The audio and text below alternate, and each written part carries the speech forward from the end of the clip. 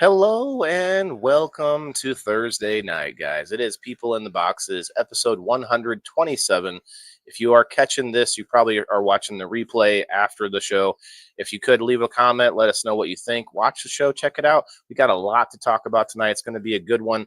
We're going to play a little intro, about 4 minutes and 20 seconds, so we can get some time to hit that like button and share us out and tag some friends and all the millions of hoops we got to jump through. So if you could help us out with that, we'll be right back in about 4:20. Cozy room where the lights are dim sits Waylon the farmer with a heart full of whim. He's not tilling fields or sowing seeds, but planting thoughts, fulfilling needs. People in the Boxes, that's the name of the show, where voices unite, let their stories flow. From all walks of life they come to share their hopes, their dreams, their daily fare.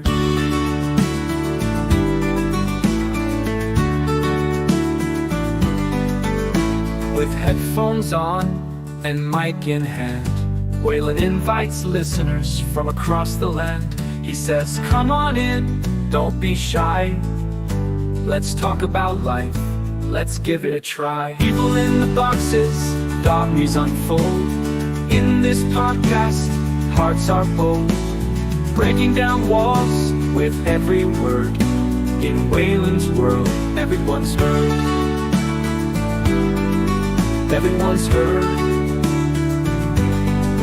From the city slicker to the country lass, every episode a new class, discussing love, work, and everything in between. Waylon's voice, the perfect scene. He cultivates thoughts like crops and rows, his podcast a garden where wisdom grows. No matter the topic, big or small, Waylon's there connecting us all. So tune into People in the Boxes tonight, where every voice shines and every story's right. With Waylon the farmer, indoors we might be, but through this podcast we're all free. This song for Waylon, for bringing us together in a world where we all seek to connect forever. People in the Boxes, tune in, you'll find a community where every voice is intertwined.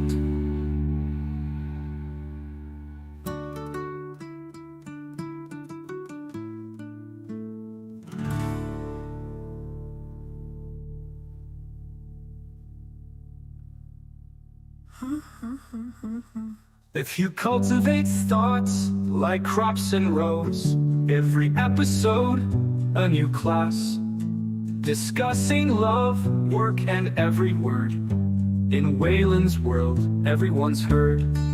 From the city slicker to the country lass, every episode a new class, discussing love, work, and everything in between. Waylon's voice, the perfect scene. From the city slicker to the country lass, every episode a new class, discussing love, work, and everything in between. Waylon's voice, the perfect scene. He cultivates thoughts like crops and rows, his podcast a garden where wisdom grows. No matter the topic, big or small, Waylon's there connecting us all. So tune in to People in the Boxes tonight, where every voice shines and every story's right. With Waylon the farmer, indoors we might be, but through this podcast we're all free. This song for Waylon, for bringing us together in a world where we all seek to connect forever. With Waylon the Boxes, tune in, you'll find a community where every voice is intertwined.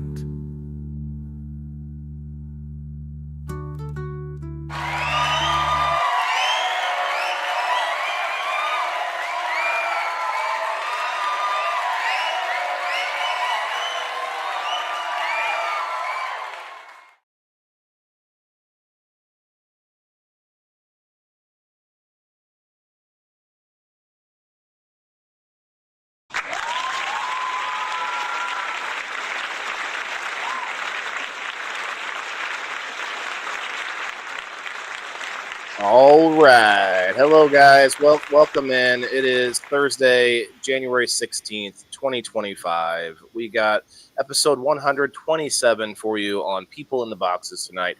As always, People in the Boxes is designed to help people come together and discuss very common, sometimes difficult topics with each other using our experience. Not that whole woke garbage about like, oh, my lived experience and stuff, but it's actually about your actual lived experience, what you did and what you saw on whatever the topic might be. Tonight is our current events episode. We do that about once a month, and there's a heck of a lot going on right now. 2025 is only 16 days old, and we've gone through a ton of things going on. There's still stuff currently happening, and people dying even with the wildfires and other things. So we're going to get into that a little bit now that some of that information has come out. And we're going to get into several other big news stories, but we also got ourselves, right? We're going to talk about what's going on in our lives. And so we're going to get into that. Before we do, guys, hit that like button and share us out with everyone you know. And come on in. And actually, I'm going to put the link out. If you want to come up on screen, you are welcome. In fact, encouraged.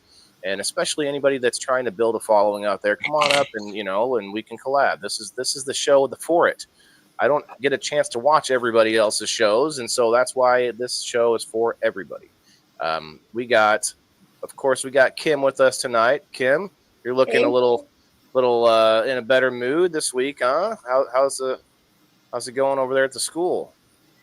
Oh, well, it's going. I'm getting things in order little by little. It's a big leap. I haven't taught middle school in a long time, and I've never taught middle school English.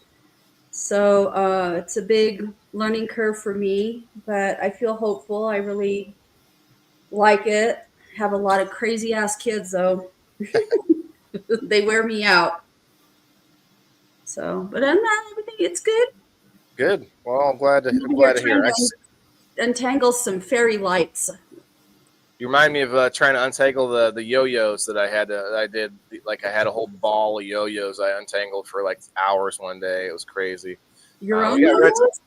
No, they're like plant. They have hooks on them for plants. They call them yo-yos. They have like a retractable line inside of it. We got Red 6 with us. Red 6 just had a winner. I was close. I was like less than 100 off of that number. Yeah, you were. Yeah, there were quite a few people. Well, again, I'm going to do this every week. Let's shout them out. Who's the winner? Who won on the Boots to Bushes Veterans You do giveaway? that to me every week, and I got to look it up every week. Well, you got plenty of time to do it. We don't have no rush. You can just tell us how you're doing, and you can look it up, and we'll shout them out later because I'm doing pretty good.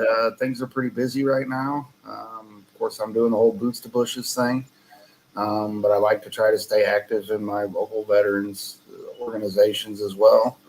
I'm actually heading up a spaghetti dinner benefit for one of my really good friends. He is service connected. He is in need of a liver transplant. So, oh my gosh. Yeah, he's going to be out of work for quite some time once he does have that. So, what state does he live in? Illinois. He lives pretty close to me in Whiteland. Yeah. Do you guys have like in California? They have the state provides disability for people. Sometimes, well, not sometimes. They provide disability for citizens of California. Do you guys have anything like that there? I don't think there's a state funded. They usually just put us on Social Security disability. Yeah, you mean the veterans disability? Well, veterans health care has all been lumped into the ACA. Like we are all part of Medicare or Medicaid. I can't remember which one. What's ACA? The Affordable Care Act, Obamacare. Oh. So this was a couple of years ago. They lumped every veteran into that so that they could inflate the numbers and say, "Look at how many people we got on this thing." Yeah, that was. Yep, it was all above for on paper, and I get it. Maybe it streamlined some things too, but yeah, I saw that. Hey, is that for you guys that are disabled veterans? Well, just for VA medical insurance. Now I don't know. Oh, you know what? The disability comes from the Treasury, from the federal Treasury, but I don't know where else. Yeah, I you know what? I get like a thing every tax season from the VA, but I have private insurance, so I have Blue Cross. Yeah. I did that myself for a while. The insurance sheet. I worked at a hospital just so I could get good insurance. Guys, happy 710 while we just missed it. I want to say too, we got Tanya in here that came from Boots to Bushes. Yeah. Very cool. Tanya. That's what I like to see. Thanks for shouting it out. And Gabrielle said we were frozen. Are we looking good now, Gab? Appreciate you coming in. I see you. Yeah. Michelle Paris, I see you. What's up, Michelle? Margaret, Kim. Yeah. Thanks, guys, for coming in. Margaret, thanks for hitting the X. Speaking Look at of, Look we at are. my light.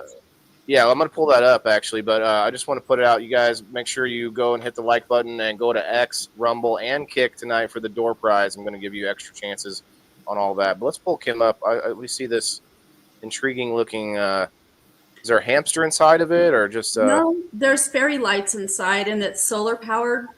So, and I just got it, so they're not charged. But yeah, I like stupid stuff like this. And Does that have some weight to it?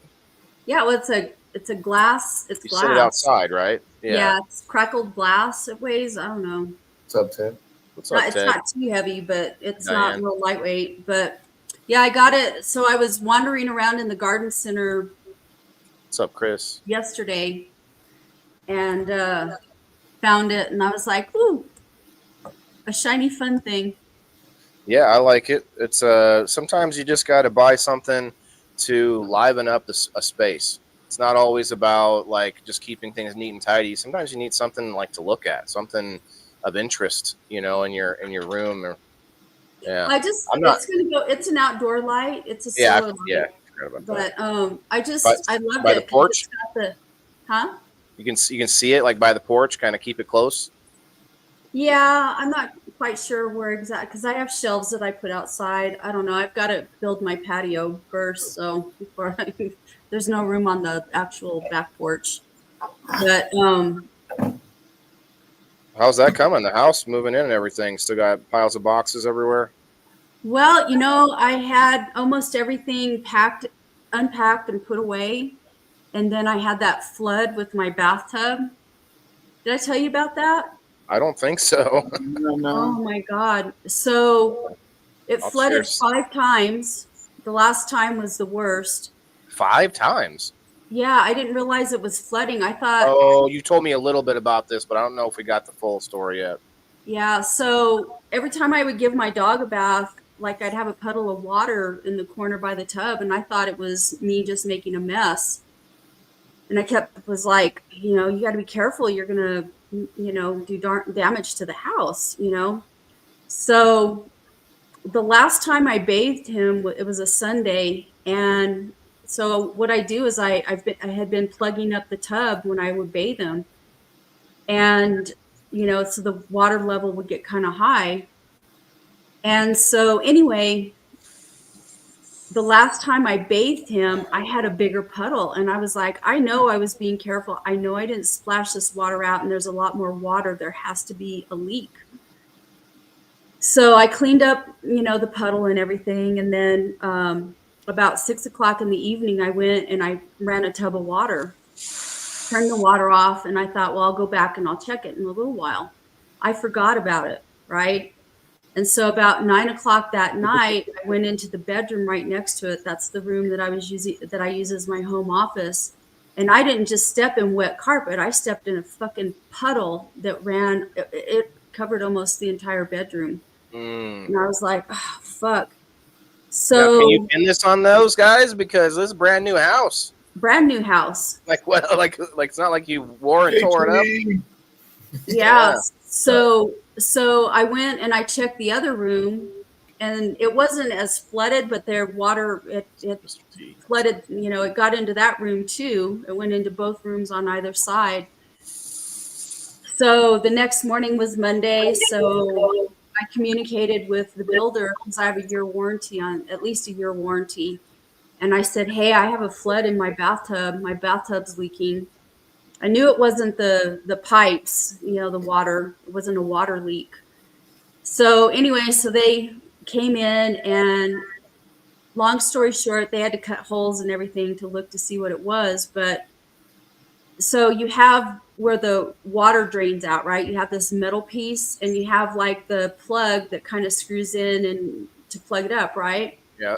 Well, that metal piece goes down and it goes into a pipe. It screws into a drain pipe, and it goes out. Well, there was an inch between that metal piece and the drain pipe were not connected. There was an inch. So there was that, and then when the plumber came in to, and everything, and he was working on it, he found where the pipe, where it drains, was actually cracked as well. So he had to replace all of that. So now, I don't know, my house is a fucking mess, man. It's like I never unpacked anything. There's shit stacked everywhere. It's driving me crazy. It will take time. Just well, try it's to, not even that. I had all of this stuff neatly arranged, and now it's like you can't even get to the sink in my bathroom because I have stuff piled on the sink top because I don't so you can get around everything to work on it. Well, no, I had to take all this stuff out of the rooms. Oh yeah, that was flooded. Huh. Yeah. Yeah, you can't. There's not much you can do about that. That sucks. I feel you though. When I bought my house, the very first winter I lived here, the water main burst and flooded the basement with 3 inches of water. Thank God I don't have a basement. Yeah, I know how much that. I feel you, and you're trying to move into your house. You're trying to be excited that this is happening, and well, bam, like you're stopped dead in your tracks. Yeah. I'm always worried about that kind of stuff. Like, I don't know why, but it's part of life. Like, you're going to have a pipe burst at some point. You're going to have, but you just like, you're playing. It's almost like Russian roulette or something. Like for everything, every kind of major, like accident, like say driving a car, like we all drive a car every day. And there's like, it's probably the least safe way to travel versus like airplane or boat or anything else. And we still do it, but it's like you're playing a game. You're like, when's it going to be my turn? Like it's kind of freaky. That's what gives me anxiety sometimes. I drive over bridges and I imagine accidentally swerving off the bridge. I imagine it all the time. Does anyone else see that? I do that too. What would I do? You know what I'm scared of? And this has been since I was a little kid. I'm scared. I've been scared of bridges since I was a little kid. I'm scared that I'm going to fall over the side of them in my car. Like I'm going to get blown off or roll off. I've got a friend that won't drive over them. He will not drive over a big bridge. He will not drive over it. Won't. Were you guys really ever? Well, Waylon, I don't think you were, but Red Six, were you ever stationed in El Paso, Texas? I was stationed in San Antonio. Oh, okay. I've been to Texas, but I was never stationed there. El Paso, there's like all of these. They have this bunch of, they call it the spaghetti bowl. It's a bunch of like, and it goes way up high in the air, and they're like all these like overpass these. I don't even know what the fuck you call them. You're talking about the interchanges? Different places in the city. Yes, huh? The interchanges for the interstates. Yeah, but these are up in the air. It's like they call it. They're all curling around, and it looks like a roller coaster ride kind of a thing. Yeah, but they're way up there. Yeah, they're way up there. It's like a roll. I'm not kidding. It's like a roller, and the roads are like high and skinny. And I've always tried to avoid that. And one day I was going somewhere to an appointment, and the stupid GPS took me over that freaking thing. And I white knuckled it. Like I just sat there and I looked at the road. I wouldn't look at anything else. And I drove 35 freaking miles an hour. And I white knuckled it over that stupid, whatever road it shot me off onto. There's a bunch of roads. There's several of them. There's like 6 or 7 roads that just. I think 35 is the main one that runs through there. St. Louis is like that too. There's a lot of like big, like the interstate just has all these crazy. Kind of, but man, what she's talking about down there, they're huge. They sounds bigger, but I don't know. One on top of the other, and then but they don't stack. It's like they're all over the place. That's why they call it the spaghetti bowl, because it's like they're all over. It's not like uniform or anything. Yeah, so it's not like one big circle. It's a bunch of them. Well, but like Benjamin's point, man, I that's another one is mountainous roads. Ooh, no, thank you. Yeah. And getting back to current events, I posted recently about a dream that I have, a reoccurring dream. I used to have dreams where I can fly. I haven't had one of those in a while, but this dream is going over a really tall bridge. Did you guys see my post where I was like, this one was different because it wasn't just a tall bridge, and it's weird because it's not really a nightmare, but it's also not. I'm not enjoying myself either. I'm kind of freaked out. Like the bridge is so tall or so steep that you feel like your car. Let me get to the angle. Feels like the car's like going to lift off the road. That's the dream. Well, this time that that bridge got so steep that I literally drove in a loop to loop. You guys, in my dream, I still remember it now. Like, and it wasn't a fun loop to loop, and it wasn't fast either. It was like, oh my god, I'm still stuck to the road somehow. Oh, I'm still going. Oh my god, I'm still going. And it just like I completed it. I didn't die or anything, but it was freaky as all hell. I can't. It's still in my mind. Hey, what's up, That Margaret? must be anxiety. I bet you that's an anxiety dream. Yeah, it is. And I have a lot of anxiety. That's why I get to stay home all day. Yeah. When I was in college, when I was working in both of my master's programs, like at the end of the semester when you have your research paper is due and you have finals coming up, it's like and you're taking multiple classes, so you have multiple papers, multiple tests. I would have nightmares where I would dream that a serial killer was coming through my bedroom window, and I would wake up. One of two things. I would either wake up running down the hall, running away from whoever it was that crawled through my window, or I would wake up like punching and kicking. Wake up that way? Wow. I would wake up punching and kicking at whoever was standing at my bed in my dream. But it was a serial killer. Poor dog. When you wake up, like. Well, my dog didn't sleep with me back then. I've done that. I've booted my Benjamin dog. said that must have been some good weed dream. Good weed dream. In that, they say weed suppresses dreams. That might be true, but it doesn't completely stop them, and I can tell you that from experience. I actually have quite a few dreams where I just don't remember what, like right when you wake up, the whole trick where you're supposed to like write it down next to your bed if you want to try to. Like I don't know. It sounds like a journey though, man. Trying to learn how to like have vivid dreams, but that's a whole nother topic. There's actually been studies done to where you can rewrite your nightmares. So like you can forfeit or So you can I don't remember most of my dreams, and I think that's pretty common. Most people don't remember their dreams. But you remember that you dreamed, like you're like, oh, what was that? What's that? Yeah, no, sometimes, but it's not very common. And I don't really smoke that much weed, so it doesn't. Right. I don't really have a problem with weed suppression. I just don't really remember my dreams. I think it's because a lot of the times before I go to bed, I sit and I process my day, because that's what dreams are. It's processing whatever's in your subconscious. So I have a pretty comprehensive processing thing. But the dreams that I have had, like I remember the vivid dreams that I've had. Like I had a dream when I was really, really little. I don't even know if I was in school yet. If I was in school, I was in first grade, and it was weird. It was a really scary dream. And I woke up, and I still remember that dream. And I woke up in the middle of the night, and I went in and I crawled in. My dad had a big leather recliner, and I crawled in my dad's leather recliner with a blanket and turned the TV on and sat there and watched TV because it scared me. And my mom woke up and she's like, why are you in here? And I was like, I had a bad dream. And then I had these other two dreams right after my parents divorced. Well, one of them was right after my parents divorced within the year. And then the other one was when I was about 11.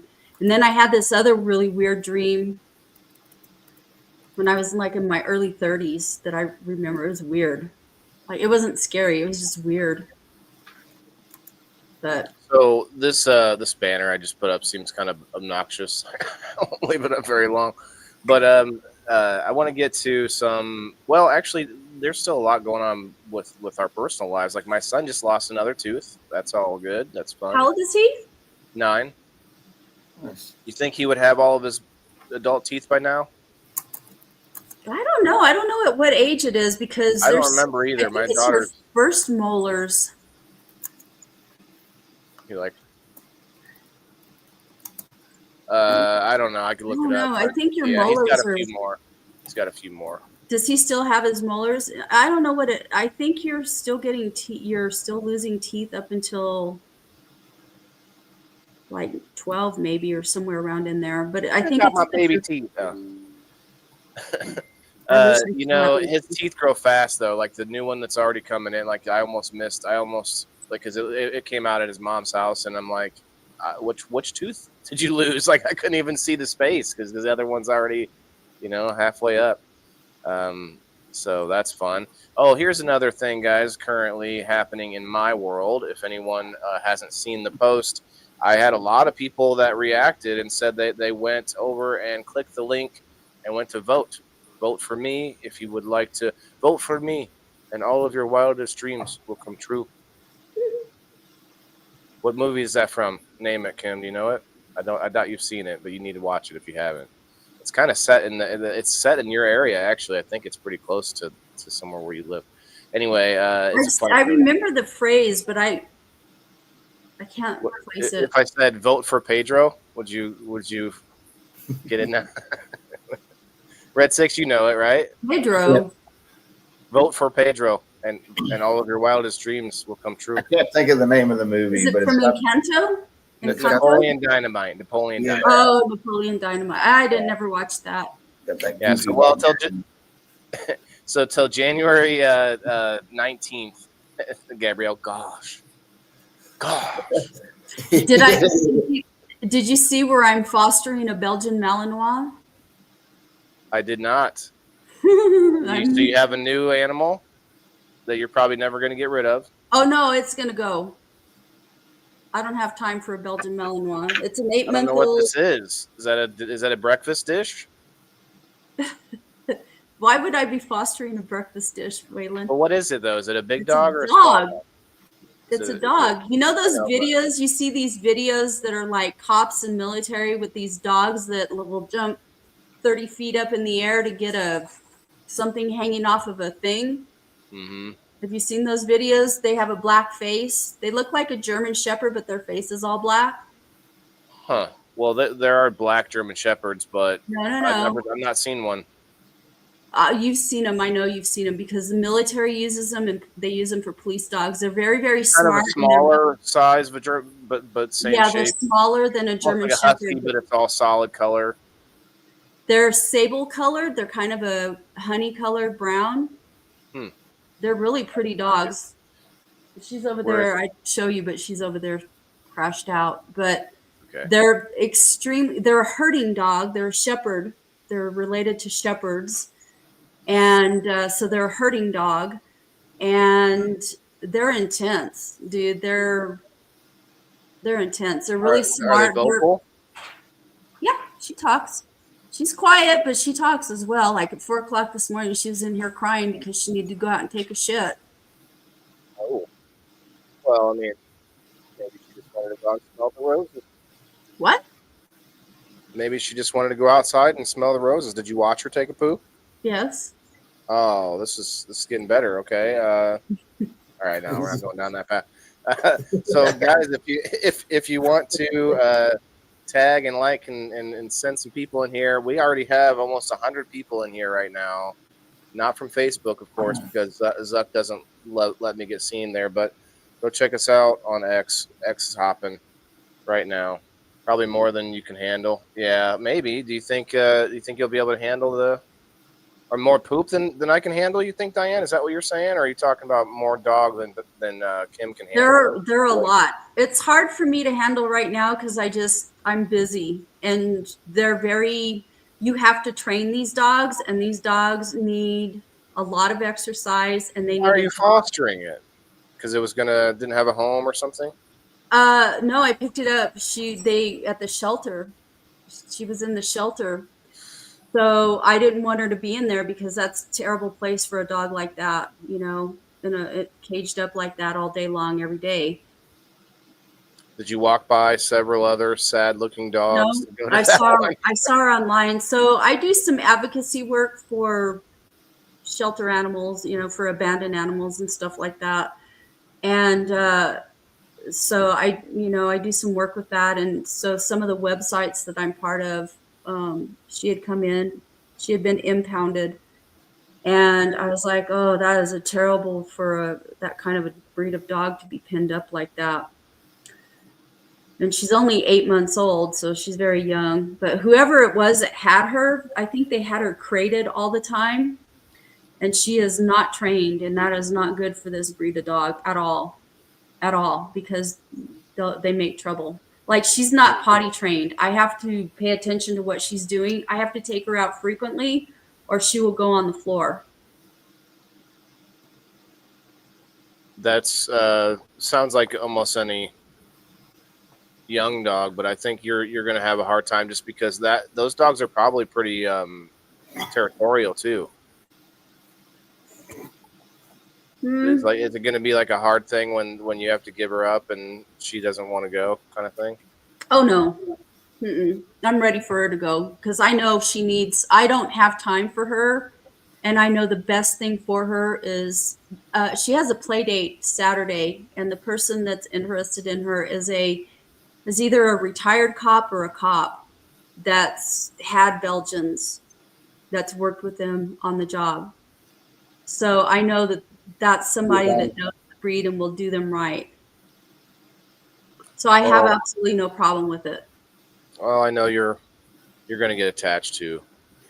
Well, I love her, but I know it's what's best for her, you know, and I know I didn't get her with the intention of keeping her. I got her with the intention of getting her out of the shelter because I know the breed.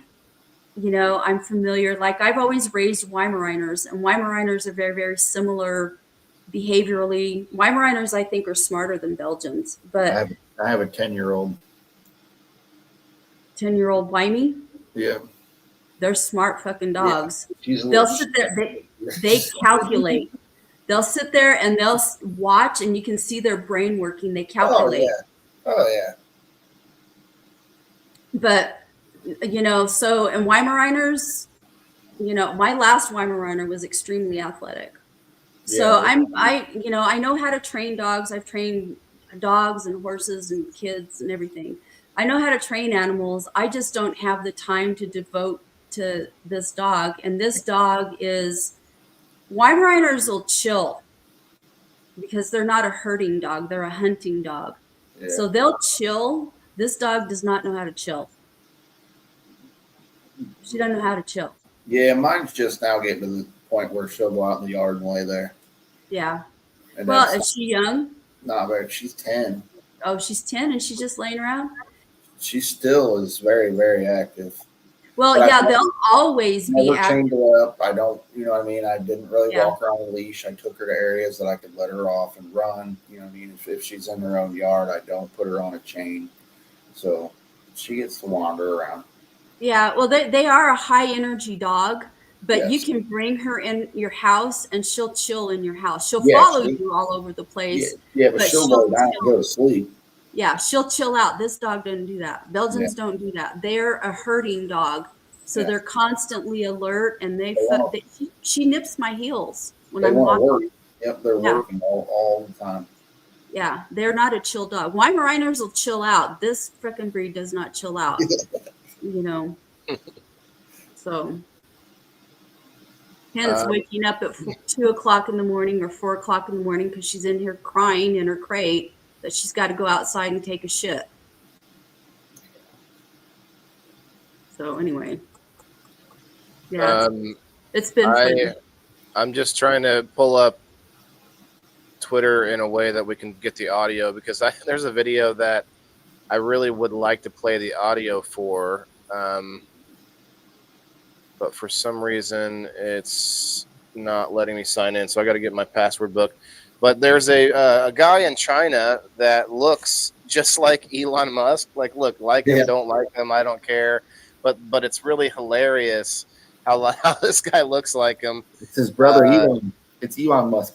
Yeah, well, no, his name does sound like it's Elon Mo or Elon, it's like Yinglang Mo or something like that. It's very similar, but okay, let me. What do you think is going to happen with TikTok? So that's another big thing we were going to talk about. The TikTok. It's what's funny is the people that are so invested in TikTok are the ones that are fighting for it now for TikTok. They don't even have to do anything, but but TikTok is closing it or whatever they're calling it. They are shutting it down without being like they don't have to shut it down. Like they don't have they're shutting it down so that they can anger all of their user base in order to get them to go and complain to their Congress people and just start this uproar. It's really something watching this happen in real time. I don't think it's going to do any good. No, like the government has deemed that they're dangerous, and I think they probably are. I think there's something to it.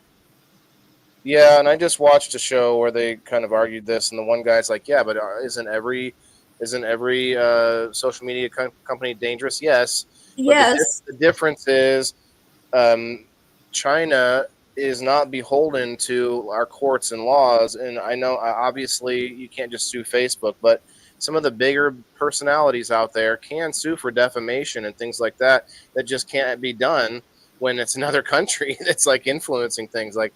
Yeah. And so, anyway, that's the thought behind it. But well, the thing is that the Chinese are trying to infiltrate everything, right? And this is a great way for them to infiltrate, and people don't see that. Well, it's already done, and what was funny is the bait and switch that happened. Republicans were talking about it as a bad thing for a long time, and then suddenly, when they saw the writing on the wall and ByteDance was like, oh shit, they might actually do it, they started switching the algorithm and started pumping the hell out of conservative commentators and politicians and all of that. And it was a visible thing where now all of a sudden, like Trump, suddenly he's got a following there and he's talking about saving it. Trump literally talked about, mentioned something about possibly trying to save it. So it's funny how like they get you invested into it by, and this came out years ago. They were giving people fake followers, a bunch of kids, fake followers, like thousands and thousands of fake followers, and then those kids would go over to their friends and say, "Hey, you got to come over to this site. I'm blowing up over here. It's getting crazy." And this is the trick. Some sites do that, but China can do it a lot better because. They supposedly have a pretty good algorithm, and that's what people like about it. But that doesn't mean that there's nothing bad about it.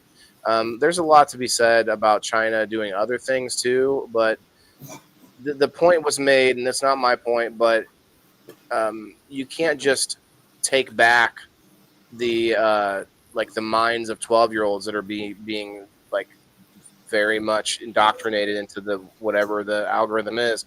And you can't just take that back. You can take back things like farmland and such, like other stuff that China is like taking and trying to do this. That's like a physical thing, right? But the minds of our youth is, anyway, it's intense. And I know some people in the crowd probably right now are probably big on TikTok and they don't want to see it go. But this is why I always preach, be multi-platform. Make sure you have a foot in other doors, a little bit of a view in some other sites. You think, oh, that's a lot of work. Well, I don't post on all those other sites every day. I just know a little bit about them, and I can kind of jump into it if I need to, that sort of thing.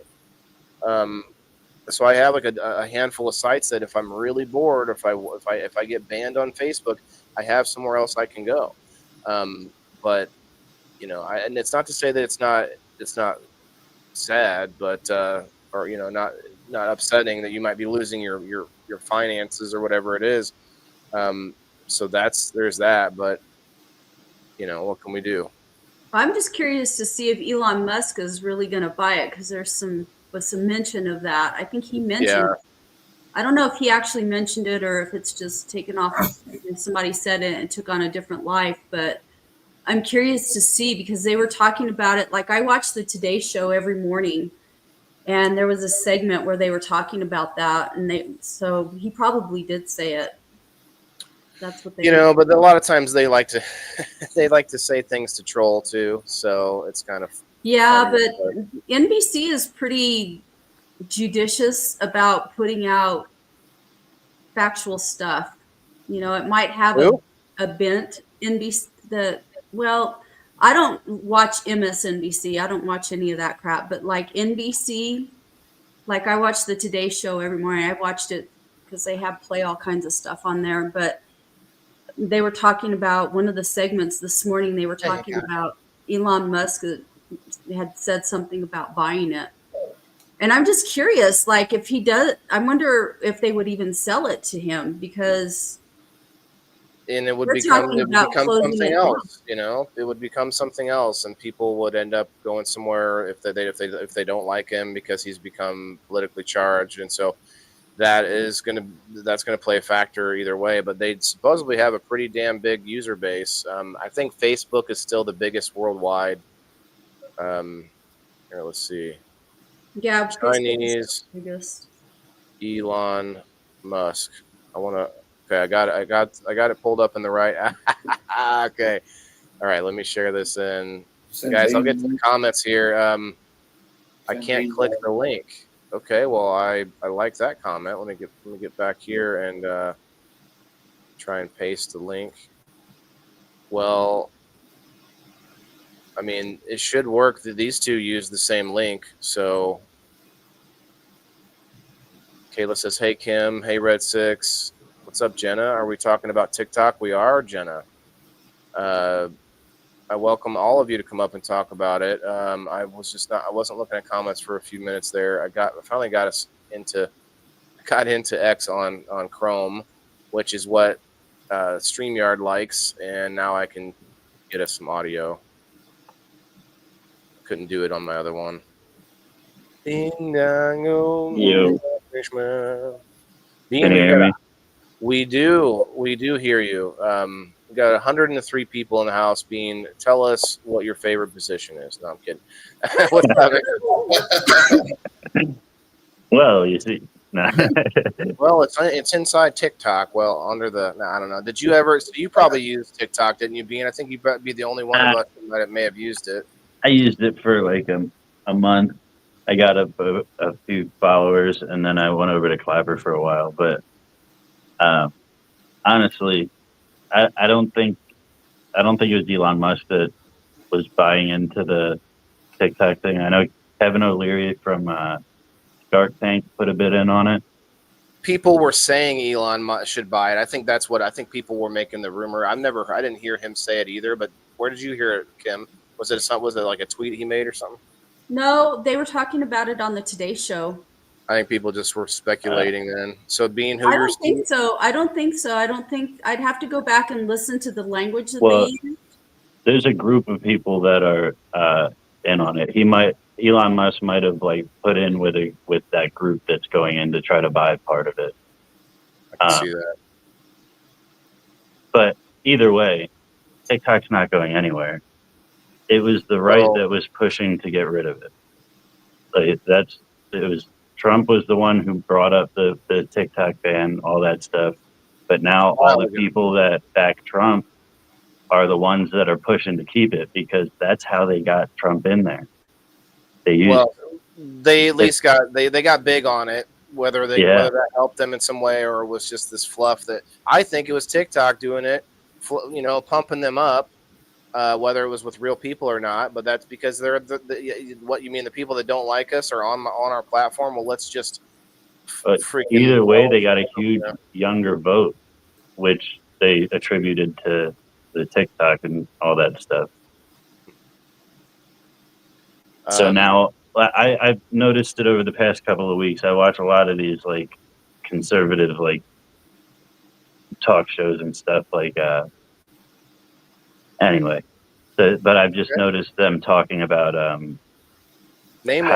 how they don't want to ban it. They're like, we shouldn't ban. Like, this is how we got in. Like, and it's the same people that a year ago were pushing to ban it. I just watched a show today about a guy. They were arguing both sides, and one guy's like, "Well, all these other sites do bad things, so why shouldn't we stop them all?" I'm like, "That's like he was missing the point that this one's different because of the direct control from another Yeah, the government, foreign entities. Yeah, not just the foreign entity, but like the only one that's like really the elephant in the room per se. Like, I don't know. I think that something will be saved from it. To your point, I think they'll probably keep. Someone will take the algorithm. It'll be sold, and there'll probably be some backdoor inside of it for China. Just keep an eye on it anyway. But anyway, we'll see. If you guys are worried about it too much, then I feel like that's probably a bad thing. You know, don't be too invested into one platform, no matter which one it is. Like I talk about several that I use, but those ones I expect every one of those to disappoint me in some day. You know what I mean? Like I had a ban on Kick for 24 hours once, like months ago, and Yeah, I haven't had an issue since. But we all know, thought Tom was our best friend. right, yeah, what happened to Tom? Bring him back, right? Who's Tom? Oh wow. Well, you know, on From that note, I MySpace. have to go to the bathroom, so I'll be right back. Yeah, We're gonna Tom get from into some other MySpace. things. Oh, let me play this video Oh. before we go. The only friend we couldn't get MySpace. rid of.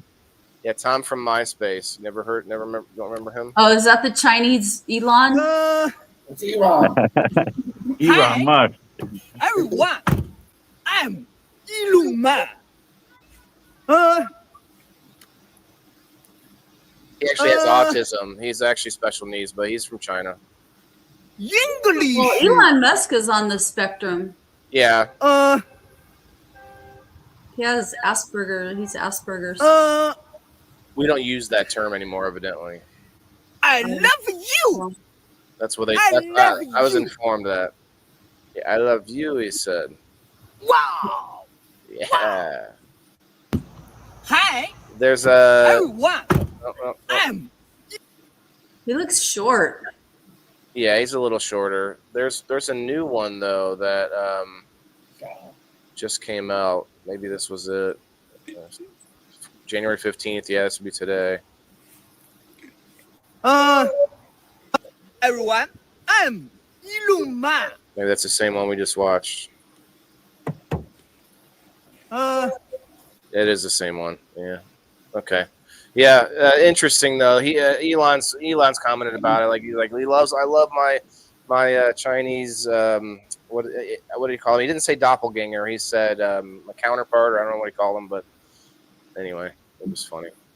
It wasn't a counterpart. It was something less less worrisome than that. It was like my clone, my Chinese clone.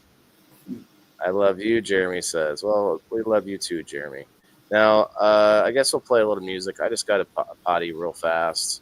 We're going to talk about the rocket. I want to watch it. We'll play a little video of it being caught.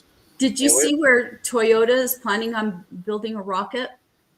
I did not. You guys discuss, and I'll be right back. After I mute myself. Yeah, so apparently Well, I can't get away. I got to get away. they were talking about the other day. I saw a segment where they were talking about everybody's like more and more people are starting to get into the space race, and that there's not enough like launch pads or sites where you can launch rockets. And they were talking about that Toyota's getting into it. I wonder if there's an article on it. That's wild. Yeah, we make cars. We might as well just start making rockets. Yeah, they build good cars, so Toyota. That's Japanese, right? Yeah. Yeah, they are, because there's pictures of it. So I don't know. That's interesting. There's things that are being done today that, like, years ago, you would have never even thought, like, nah, you can't do that. Like, there's things you can do and there's things you can't do. Most of the things now, it's like, you would have been like, you can't do that. You know, it's fascinating. I think about my dad. My dad was born, he would have been 101 this year. He was born in January of 1924. And he grew up on a ranch in San Angelo, Texas area. And his family manufactured windmills. And Dad he went to college to be a veterinarian after World War II. But he never practiced that. He didn't do it because he had a passion for it. He did it because his dad wanted him to take care of the cattle. And so anyway, Dad ended up going into refrigeration, but it wasn't refrigeration like HVAC. I mean, he could do HVAC, but he did the refrigeration for rockets. And so we were stationed overseas when I was little for a bunch of the NASA missions. Dad was on the Man in the Moon mission. And I don't know what other missions, because he was all over with stuff for NASA, for the contractors for NASA. But I can't help but wonder, my dad growing up on a ranch in Texas during those times when, you really didn't, he grew up at a time when they didn't even have TVs weren't invented, or, they might have had telephones, but I don't know, things are so different. And I just wonder, what went through his mind. I wish I would have talked to him about things like this, about what his thoughts were on, Progress. well, not just progress, but things like fucking going to the moon and stuff, working on those rockets and, being around those rockets and stuff. Because right over the mountain from my community is White Sands Missile Range. And that's where the Scud Buster system was developed out there. They've got all of this stuff that's being developed out there by all these engineers, Raytheon, Lockheed Martin. We had one of the landing strips for the space shuttle out here at Johnson Space Center. We have a Johnson Space Center here on this side of the mountain. But Dad worked out on he worked out on White Sands Missile Range, where they fire rockets out there and all kinds of shit out there all the time, and I just wonder what it was like for him, witnessing these magnificent changes, because it's kind of run of the mill for us now. It's still kind of exciting, some of it, but it's no big deal because we've already done this and it's just expanding on what we've done. So it's not quite the marvel now that it was for people that lived back then, So I missed a little bit of the. Being. Am I muted? I was just saying, it's just the amount of changes that happened during our lives compared to people back then when things were a little more simple and slower paced. Now things are changing constantly. It's you don't know what's coming next. Yeah. Right. So somebody was talking about Benjamin said, he probably never thought they'd have sent a 2.5 million pound rocket to outer space. Well, I'll do you one better, Benjamin, and something that happened today. If you guys don't know, let's see. I don't know how to find it exactly. SpaceX would be one way to find it. Yeah. Okay. Here you go. Here's one. Blair, coming back to the. Just I'll mute those guys. So this is the Super Heavy booster today. I watched it happen live. There's only 13 engines firing now, and then it goes down to 3 engines at the very end. But this is the second time in history this has ever been done successfully. Only been attempted like 3 or 4 times ever. And this went off without a hitch. But here's the funny thing. This is the bottom half, right? This is the booster that gets the Starship to space. So there's a Starship that had a second half of this mission. So they kept on. They kept giving us some updates on what was going on with that. They lost telemetry, meaning they lost contact with the Starship, and they never gained contact again with this unmanned Starship it literally just floated out into space, and they didn't expect that it was a test flight. It wasn't they weren't needing it to do anything, but they lost an entire starship. Talking about a, couple million-pound rocket getting it out to space, but then they just like shot it off into nowhere. So again, like they didn't have any expectations for it, so I get that, and that's fine, but it's still funny as hell. Well, but it's all, They learned a lot from it, but still. it's research though, it's all part of. To never get it back, that was probably not on. That wouldn't have been on my bingo card. Like, it might be damaged, maybe a crash or whatever like that. Nope, just kept on. We're gone. Yeah, I'm interested in space travel, but I may never be able to travel in space myself. Hell to the no. They don't have oxygen out there, and I breathe oxygen. I would volunteer. I've always said I would volunteer. If they came to me and was like, we're making a list of people to take the first trip, and you get the chance. Look, I don't expect to make it there, but just knowing this is one thing. It will take many lives in order to accomplish something like that. Whether you can just measure it in lives. Like look at the railroad or the airplane industry, whatever it is, like whatever big industry or big move, the nuclear technology, like a lot of people had to die to figure out what and hell, we could take it back to the Stone Age. What mushroom is good to eat? What mushroom's not good to eat? Some unlucky tribesmen had to like figure that one out. Like, and then they're like, that's why verbal. I'm sure they watched what the animals were eating. Maybe, but not everything animals eat is good for humans, and vice versa. So I don't know. But you're right. That's probably a lot of it. That's a good call. But somebody come on, you do it. No, you do it. It's like I'm hungry. We're both hungry. The first person that drank cow's milk. Right. Like it's probably like you're hungry as hell. Right. We're not wasting anything. Hungry as fuck. You're gonna eat every bit of this. Cow stomach. Oh no, that's not the stomach. That's milk bladder. Oh, ooh, this tastes I'm good. thirsty too. We don't got no clean water. Yeah. I don't know. So people probably had to die to figure all that stuff out, and that's what I think of it. It's like, well, lots of people will die to figure it out. I'd like to see us,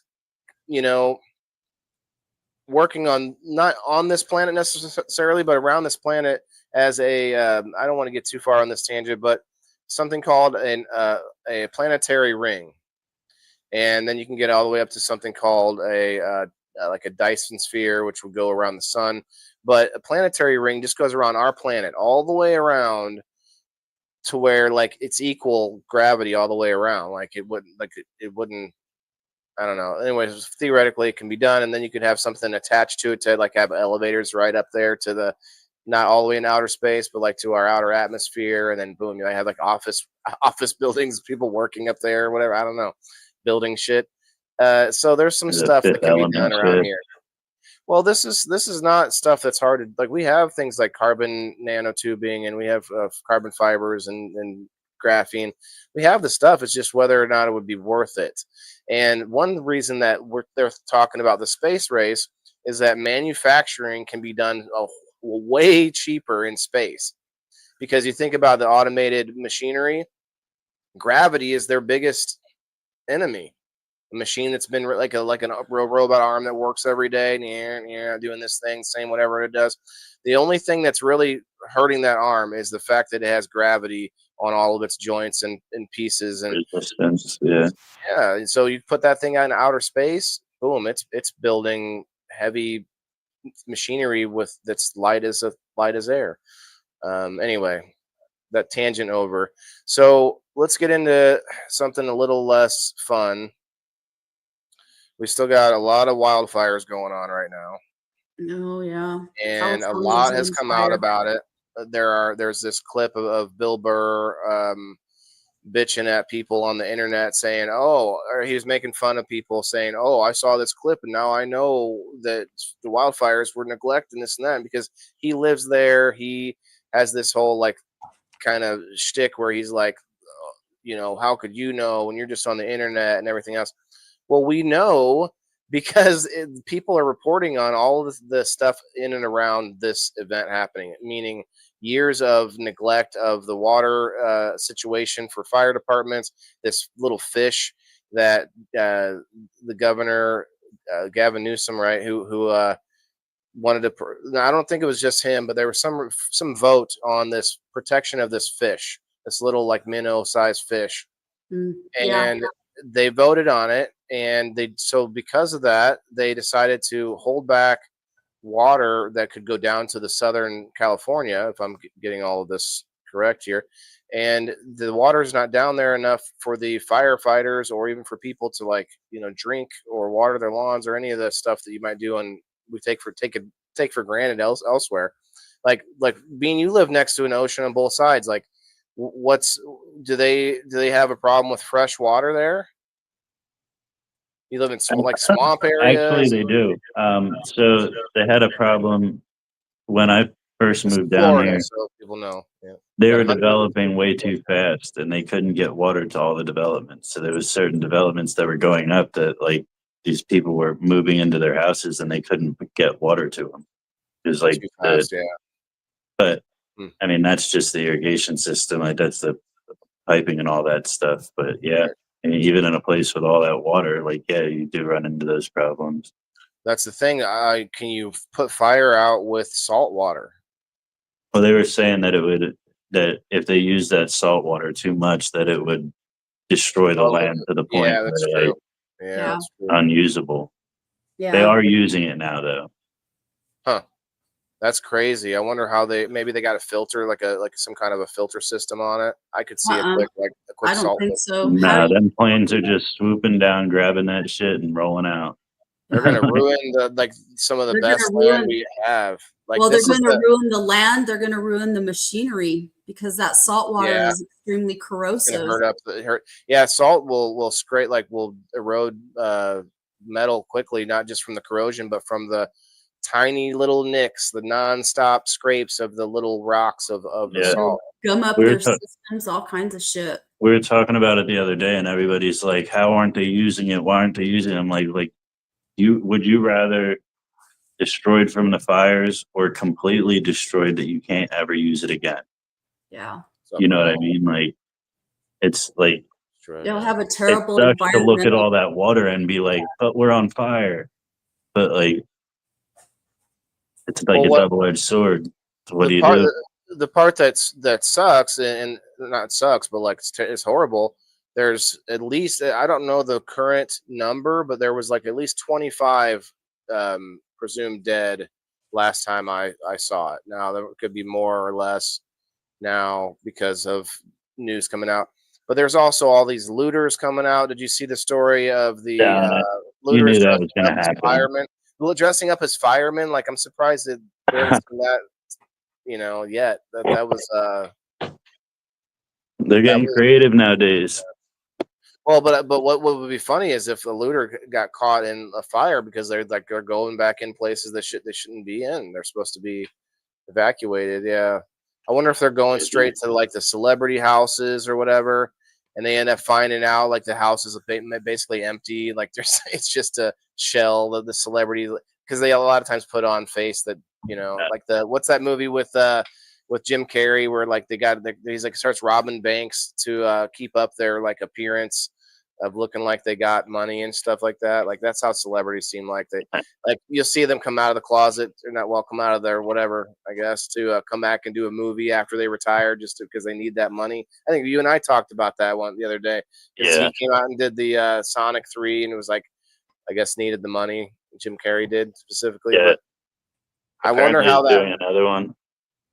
So my whole point with all that string is like, I wonder what the truth is. It would be like us being able to get a peek inside Fort Knox. Is it really empty in there? Is it like, Yeah. what's the facade? What is the truth about what? So these people that are going back into neighborhoods that are evacuated, that are like, say, celebrity areas, maybe some of the the Palisades. There's a lot of celebrities live there. I'm just curious, is like what's it look like in those houses? If there's like a facade that they put on, and it's like really not. They got like the a couple. looters are all going through there. Yeah, there's like they go into like, I don't know, some celebrity's house. What do you mean by a facade? like celebrities, they put on they make it look like they're glamorous, they have all this money, but they have money problems like the rest of us. More money doesn't mean you Yeah, can, it just you means know. more responsibilities and So I'm just saying, people are going to get this sort of sneak peek, or this They get a huge house, a nice car, but there's no furniture in the house. yeah. Right? There's some metal folding chairs. They got a card table and Yeah, a microwave with a some like. computer sitting on a folding table. Right, like I'm just saying that would be the funny, like that'd be a movie, there could be a whole movie behind that. It'd be fun. But not for nothing. If you're gonna loot, LA is the place That's to where do you it. would go, right? That's where you would go is the richest people's houses. Well, the problem is you can't loot the brick and mortar. So I'm just saying, like some people like to hold on to their house. They end up selling. Yeah. their I'm There's looking soul. for always a them puddles problem of with that. gold. There's always a problem with that out there with fires. They have a lot of fires in California, and it's always a problem with the looting out there. Well, they were looting stores until recently. They decided they finally had enough, meaning the people and the municipalities had enough, and they made it illegal again to steal. When there's no authority, no matter where it's at, people gonna loot. Like, you know what I Yeah. mean? Like, you saw when that last Woodstock got. Is that what it was? Woodstock that got flooded out, and like Oh, the no, that RVs was were getting Got stuck in the you got mud. You're Burning Man. robotic. Burning Man, Burning Man. That's what it was. You're like robotic. Oh, there's a helicopter. Oh, oh. So that's funny because we don't hear the Having helicopter. visitation. You could hear. Well, we see spotlights all come in on them at the same time. Like, no. What are you doing, Bean? And we just hear Bean say, "Not again." Oh, All and never take of me a sudden, we alive. see a flashbang. But yeah, when that thing got flooded out, and there, like people had to evacuate and leave all their stuff there. There were people going in there and like lifted trucks and stuff and looting that place.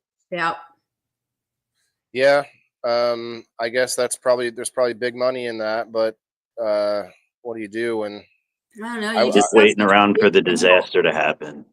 Like, You have Right. big organized criminal elements out there, really? oh yeah, true. like big. Like, hurry Never up, get take in me there. There's alive. nobody there. They send a whole crew in. Yep. That's David probably Spade, you're probably right. Bounty for looters. I David lived out Spade, there for 8 years. It was crazy, the shit that goes on a out bounty. David Spade once put out a 5K bounty for looters. Is that true, Jeremy? Like, so he he want dead? Is it dead or alive? What's Somebody got his house. He was butthurt. Yes, Diane, that's actually a point I wanted to get to. Thank you for bringing that up. There's a big controversy about the insurance companies that had dropped all these houses prior.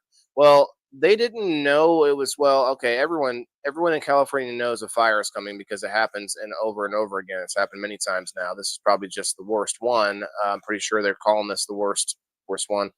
there. But No, there's actually one that was worse. oh, okay. I think it's the second worst or something. Well, like that. in deaths or dollars, because I think the dollars are higher now just because everything costs more, so they can easily say that. I But think it's with the devastation of it. right. This is a really Okay. bad. Which usually is devastating caused. fire.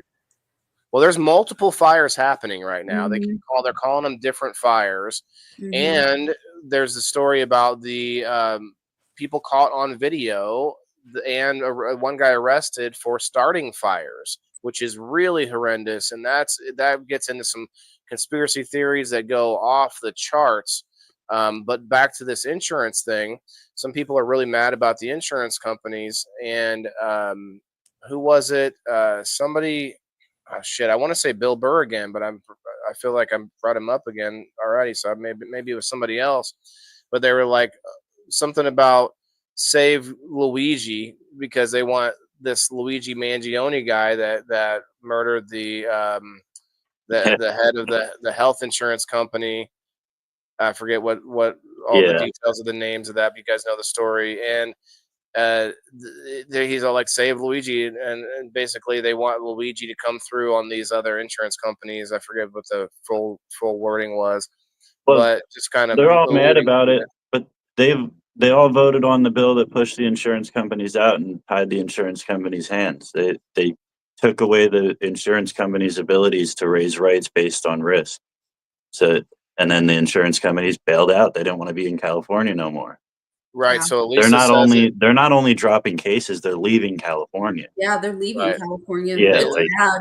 as they should. Like the governor, I was watching a thing, Governor Newsom, they were interviewing him. I think it was on Yeah. Meet the Press last weekend. And that he was talking about that. And he said that I don't remember if he said that they have created, I can't remember the name of it, but they've created a function in California to replace the insurance with government funded insurance. And it won't like replace, it won't pay as much for, like, say you have a $5 million house. It may only pay you $1 million for the house, but at least it's like Yeah, at pays least you something. where you're Well- not devastated. Like all those people in, where is it, West Hawaii? Virginia and North Carolina that got Yeah. flooded out with that hurricane. That's another part of this. Didn't have flood insurance because they don't get floods there. It was just that fluke of that fucking hurricane. So, did you hear where Biden had said something along the lines of they're going to take care of all of it when it comes to the like celebrities' houses, and I'm not sure how specific it was, but it's something about taking care of it. And then they changed it to now that I think it's $770 that they're going to give people that are that qualify, just like they did with the North Carolina disaster. And this is the thing, though, is like no one like they lost their whole like livelihoods, everything. $700 is not going to help them, and I'm not saying they need to give them more. But but the fact that they're putting out the number, I think this is the point that someone brought up. It was like they don't even need to say the number. They should just say we're giving assistance. Sending aid, yeah. So Right. when it Like, why comes do to you have to- FEMA assistance, there are different levels there are different funding things. That 700 and whatever dollars is not to replace your home or whatever. It is That's to for give food you and whatnot. Spit in the face. immediate money for toothpaste and whatever, your stuff. Yeah, that that's you- what they calculate you're going to need to survive. yeah. during And this so, time. and then if you lost your home, like there's different programs, you have to apply for all of them. And the reason that they do that is because a lot of people will sit there and claim that they own property when they didn't. Right. You have to be able I to get prove that. stuff. I get Well, signing you have up for to a apply program. for that assistance, and that's where a lot of people get tripped up, and then all these fucking conspiracies start coming out and whatever. You Yeah. know? No, I get that for sure. I just So- don't think that they need to say, well, now like the first time it was 730, and this time it's 770. Like, why do they even just Oh, the news got to find a way to bring up Find hype out this- about anything. Well, and I Well- guess they would say a specific number so that they can stick to that and not like, not have problems on the back end. So I get it, but it's another little sort of controversy on. And it could be based on the local economy too. Like that could be the difference in what it costs to survive in that Yeah, true that. economy. Because True. California's cost of living is outrageous, especially Right. in the area where all of those houses are getting burnt out. Right. This would be really like And, double. I was honestly. talking to a friend of mine that's one of my she's my moderator in my group. She lives in Simi Valley. And so I've been keeping in pretty close contact with her because she is not very far from where all those fires are happening. And so far she's lucky because they've all been, I think they're south and east of where she's at. And there's a valley between her and where they've been. She said, we see the smoke, we smell the smoke, but she said the fire hasn't come their way yet. But what the hell point was I gonna make with that? Man, I'm so tired. What were we talking about? Let's do a dab. No, I'm kidding. Oh no, what she was saying is that she feels bad she said the celebrities are one thing. She said, but she feels sad or she feels bad for the families that are not ultra wealthy. Right. There's that are plenty of losing that. their homes because there's no way that they're going to be able to come back from this. Well, I'm the most upset And- about the deaths, right? But Yeah. aside from the deaths, this all was something that could have been prevented. Like, I don't want to, like, I'm not trying to trample on anyone's graves, because there were specific situations for those deaths that didn't have anything to do with necessarily the fire, but not being able to get out in time was the issue. Some of them were disabled. There was a story that's just gut wrenching about a mom who is the caretaker for her disabled son, who was an actor, and he became disabled. And then she actually had a problem with her arm. I forget, she had a cast on her arm, so she wasn't able to lift him. And she went to find water. Nothing came out of the hose. So this is the story anyway. She goes to the fire department, and they're like, well, we can't. There's nothing we can do.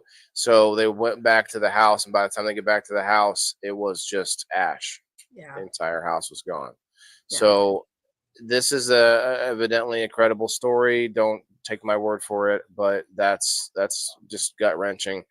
And I just feel like the fact that they know they're going to have fires, not even the fact that they had all this underbrush, they didn't have water, all these other mismanagement issues, but California has fires regularly anyway. Well, you don't realize, Like, if you haven't been to California, you don't realize that state, because we think of California, it's a high populous state, right? There's very large population there.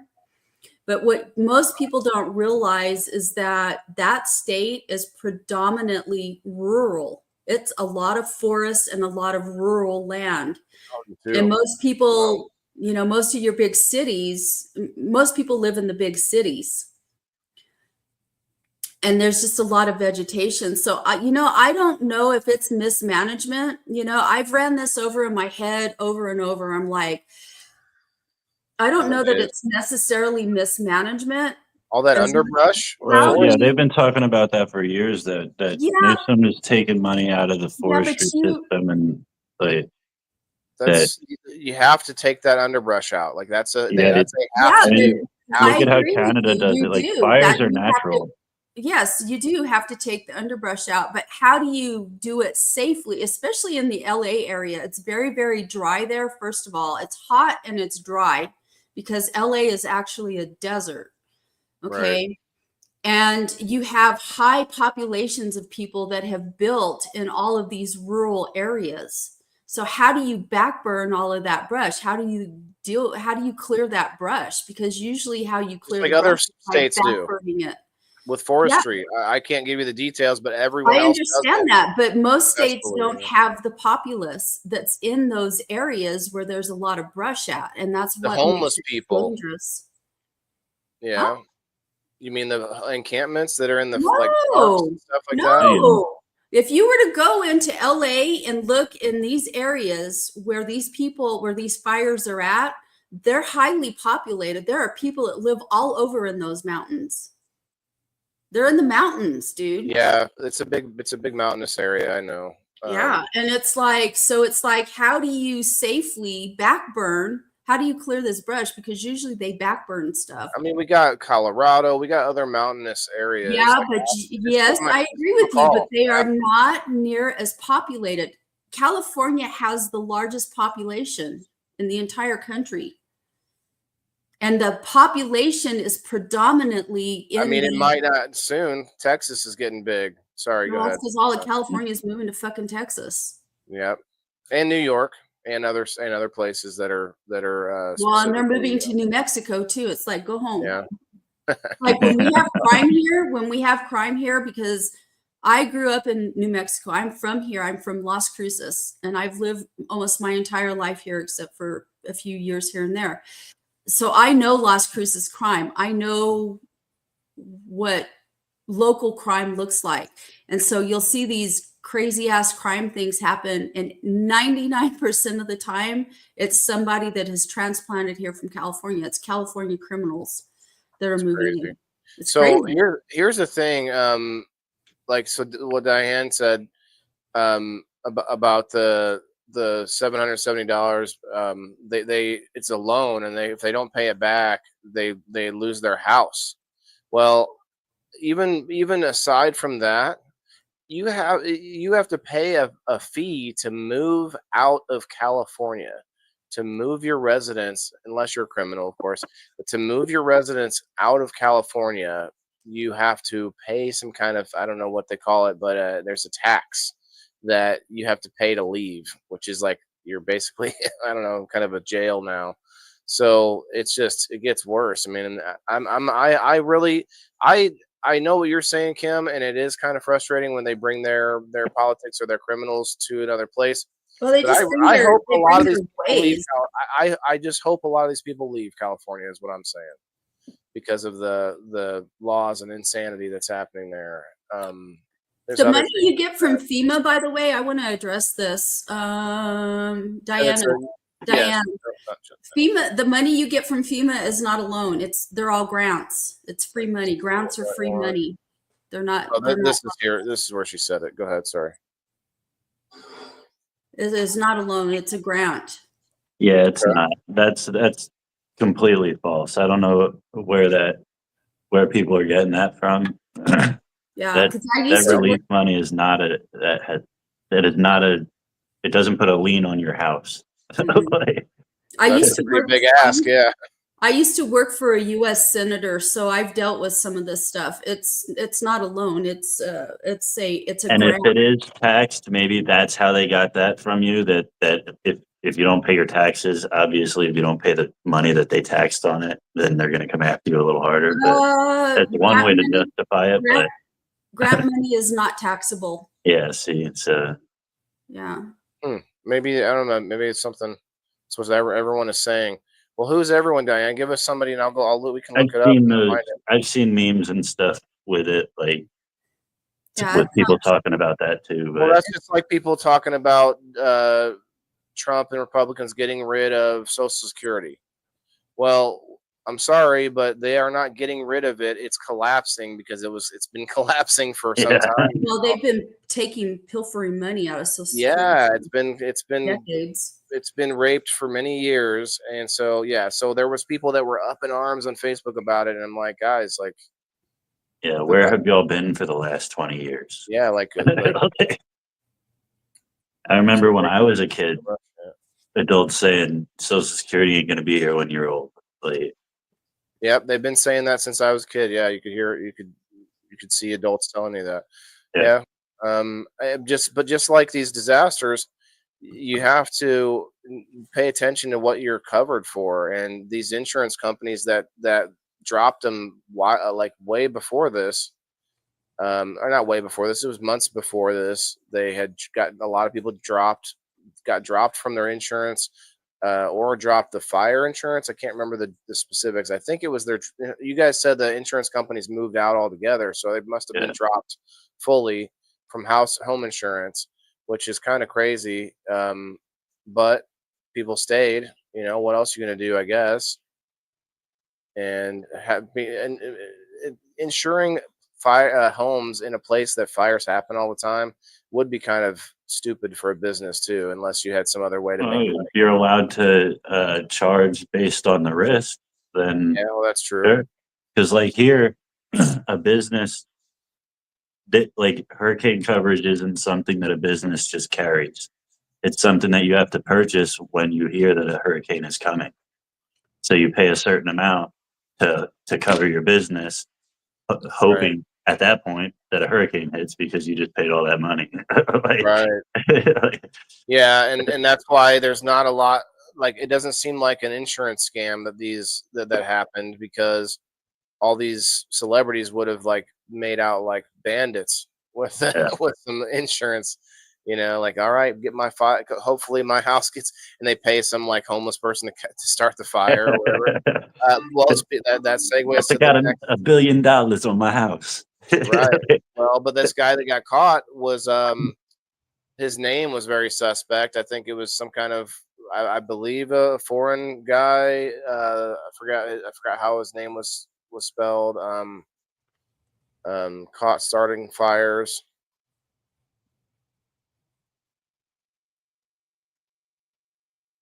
What the current fires? The current fires, they're Yes. looking at the power company. A lot There of are the times, multiple fires, and yes. there are definitely people finding others starting fires. And here's one from yesterday. There's a video. Here's another video of this There's guy. people getting in on the evil. That's crazy.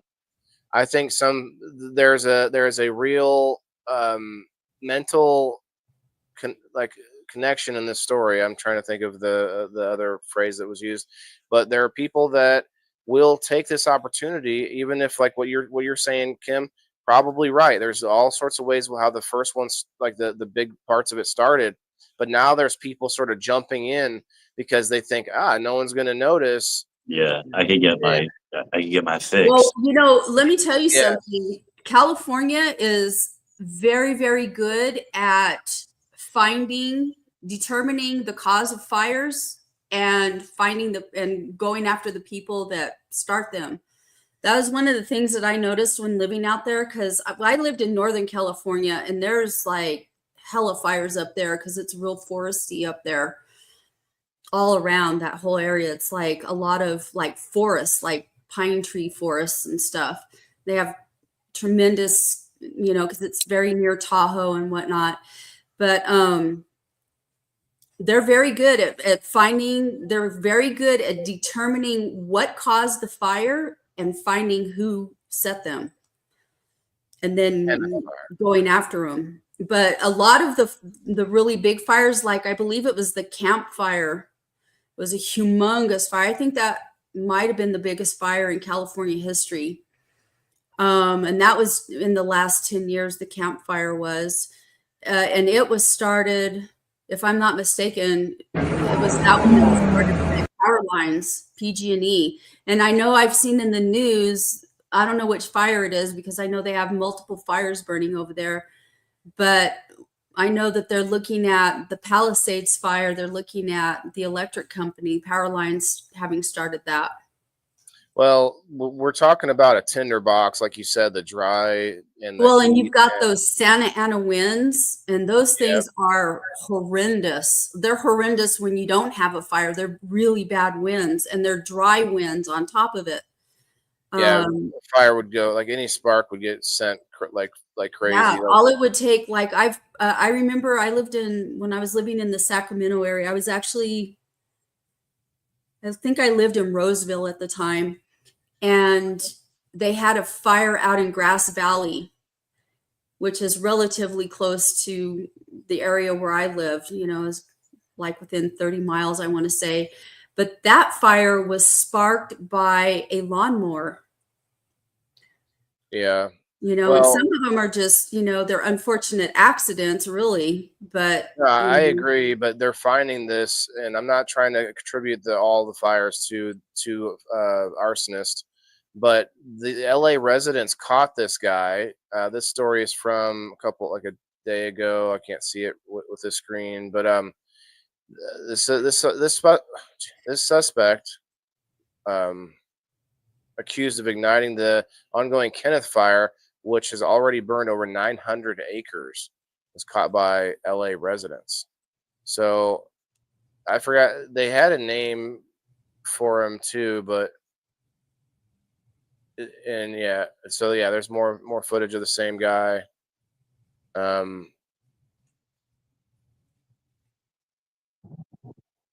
look like the same post pretty much over and over, but yeah, that's sad that you got people and we don't know if this guy, look, you could be, let's say, questioning and be like, did this guy get paid to do this? We got, who was that said? Jeremy says there are satellite feeds that show 5 different smoke funnels that almost started at the exact same time. Well, when we're talking about the Santa Ana winds, like you could envision the winds blowing some of the fire in several directions. Shit. Huh? What? Blowing some pretty gnarly shit. Right. Yeah, but I don't know how far away that would. Hey, Chris, you made it on X. What's up, my guy? Oh yeah, man. We got 100 people over there right now. I'm here on X. I see you're on both sides. Okay, Chris, we see you. Speaking of that, guys, if you haven't yet, hit the like button for the door prize. we're going to be getting that going here shortly. And also, I got to get a couple of number spins going for the supporters. And what else? I'm reading an article and it said last week there were 7. Now we're down to 3 fires.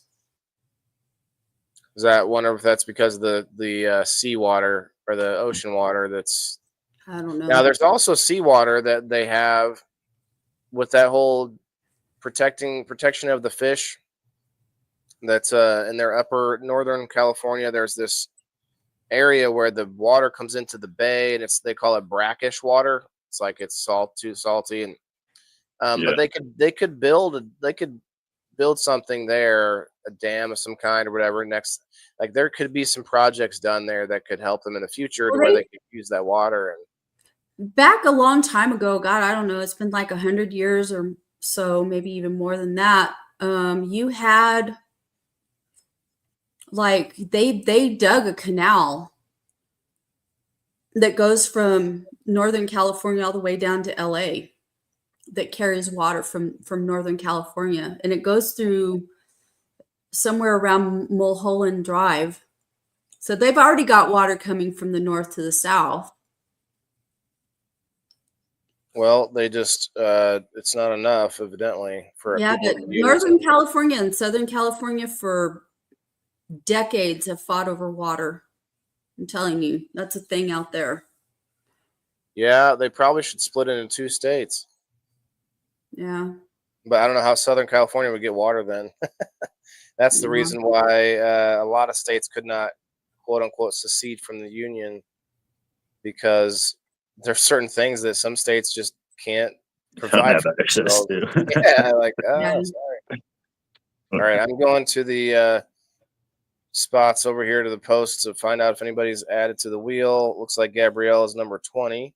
So I added you on there, Gabrielle. And I think that was it. Oh, Gabrielle's over there too. Okay, we got some more numbers here. Let's see. Perry was 19. Gabrielle's 20. We got Diane. I see you. You're number 21. We got Michelle Paris, number 22. We're going to do 2 spins tonight. Gabrielle, I gave you a number already. Terry and Brendra, I believe I gave you numbers already too. No, yes. No, okay. So here's a Yes, I report did. that says, as officials probe the cause of the Palisades fire in Southern California, investigators have focused their attention on a popular Los Angeles area hiking trail where another fire had burned 6 days earlier. And it says the local residents indicate the Palisades fire likely started close to where that other blaze, the Lockman fire, broke out on January 1st. Well, they're probably going to be having a heck of a time catching up and keeping track of them all. Yeah. They were 0% contained up until last day or two, I guess. Yeah, well, they haven't been able to do anything because the winds were so bad. Like, those winds are so bad. There's nothing you can do when those winds are blowing. Nothing. Well, let's face it. That's also some of the reason why there are less fires now, because they everything's burned where they were and they're gone. Okay, I think that's it. 22. Okay, number 22. Pull this wheel up here. Yeah, it's freaky, and I hope everybody that can be safe there is and all that. But yeah, I'd like to see them make some changes now. It looks like Newsom didn't slow him down a bit. He's didn't skip a beat. What do you mean? Well, they're blaming Trump for this. For what? The fires. How are they blaming Trump? I didn't hear him Gavin blaming Newsom in an interview, like this lady Oh, comes up. you know to him why? and asks, Did you see this video? You know why? Let me tell you. I remember, this may be why. I remember when Trump was president before, that Trump withheld funding, federal funding to California because he said that they were mismanaging fire safety or something out But there. they are, and they're just going to take the money. Like, why would he give them the money if they're not going to take out the Well, underbrush? I'm just saying that Okay, and that's there's also probably where that came from, because I that's remember true. him saying that a long time ago. Is like when Trump was president the first time. Oh, and they're going to take anything they can stand on for sure, and I get that. But Trump also talked about it on Rogan's show, Joe Rogan, like months before this happened, and they talked about the fires, and that's going to be, or like how dry it is and how bad it is and how they're mismanaging the fire. They literally had this conversation. There's some clips of that too, and this is before he got elected. It's like, yeah, well, that's another thing that happened is, I guess, Trump negotiated an end to the one of the wars from the Palestinians and He did not negotiate that. Those negotiations have been going on for months. But I guess so. Something happened. I guess there's something that happened recently. We'll look it up. But he made a phone call or told them like, "Hey, I'm coming in soon. You better make a choice." And then suddenly they decided to end right before he comes in. And Biden made a speech saying it was all me and I did that. And so I don't know. I guess we're gonna have to look into it. Let's check it out. But I definitely saw where Trump is being talked to by many, many world leaders already and basically doing deals already and getting things done, which is, I guess, hearsay. I'm not going to say it's true or not, but I believe it. What have you heard, Bean, about this specific? Why can't I think of the Israeli and Palestinian? No, that's it. Jeez. I haven't paid attention to anything. Hey, that's a real answer. Yeah, I don't. I dove into politics way too deep a few years ago, and I don't like to. So the Eaton fire, which is another one of the really big fires over there in the LA area, that one was caused by the electric company Sparked. I don't think they know what caused the Palisades fire. They know the point of origin of it, but I don't think they know who started the fire. Number 4. It was always burning since the world turned. That's terrible right now, man. Way too soon. Way too soon. All right, number 4. Who was number 4? Must be on locals. Oh.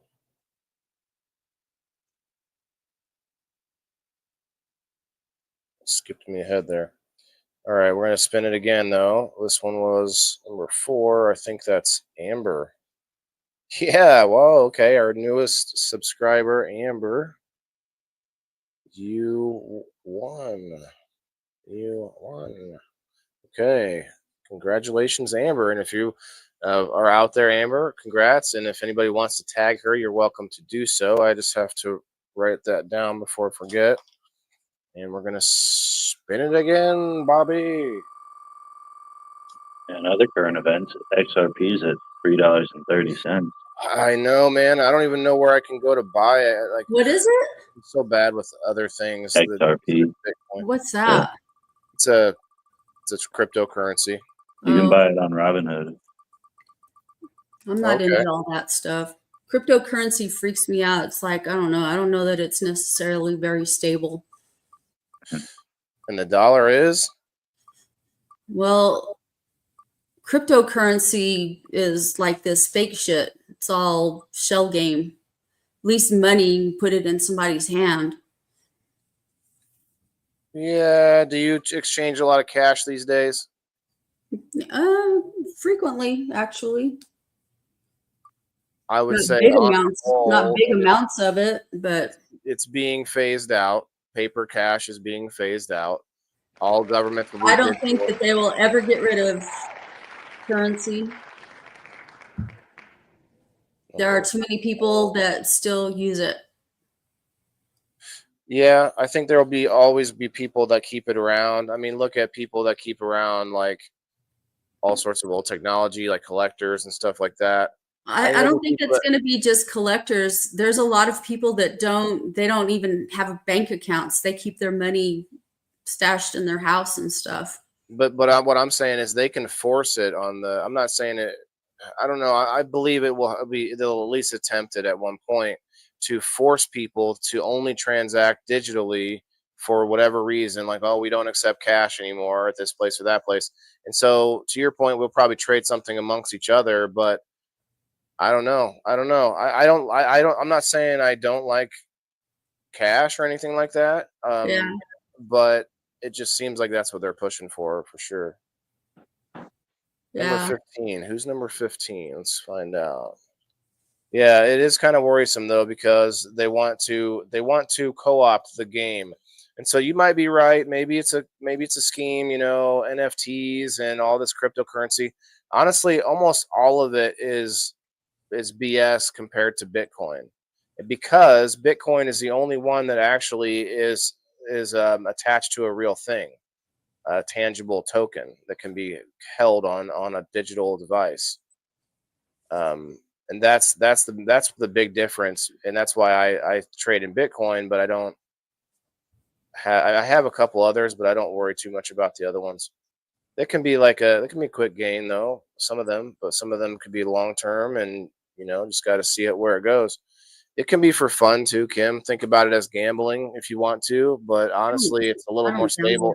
It's a lot more stable than gambling in that sense because you can learn about the ebb and flow of it and go ahead, Bean. I know you're chomping at the bit. Well, first, but let me tell you the winner. The winner was Canagrammy. Congrats, Canagrammy, number 15. Go ahead, Bean. No, I don't really have much to say.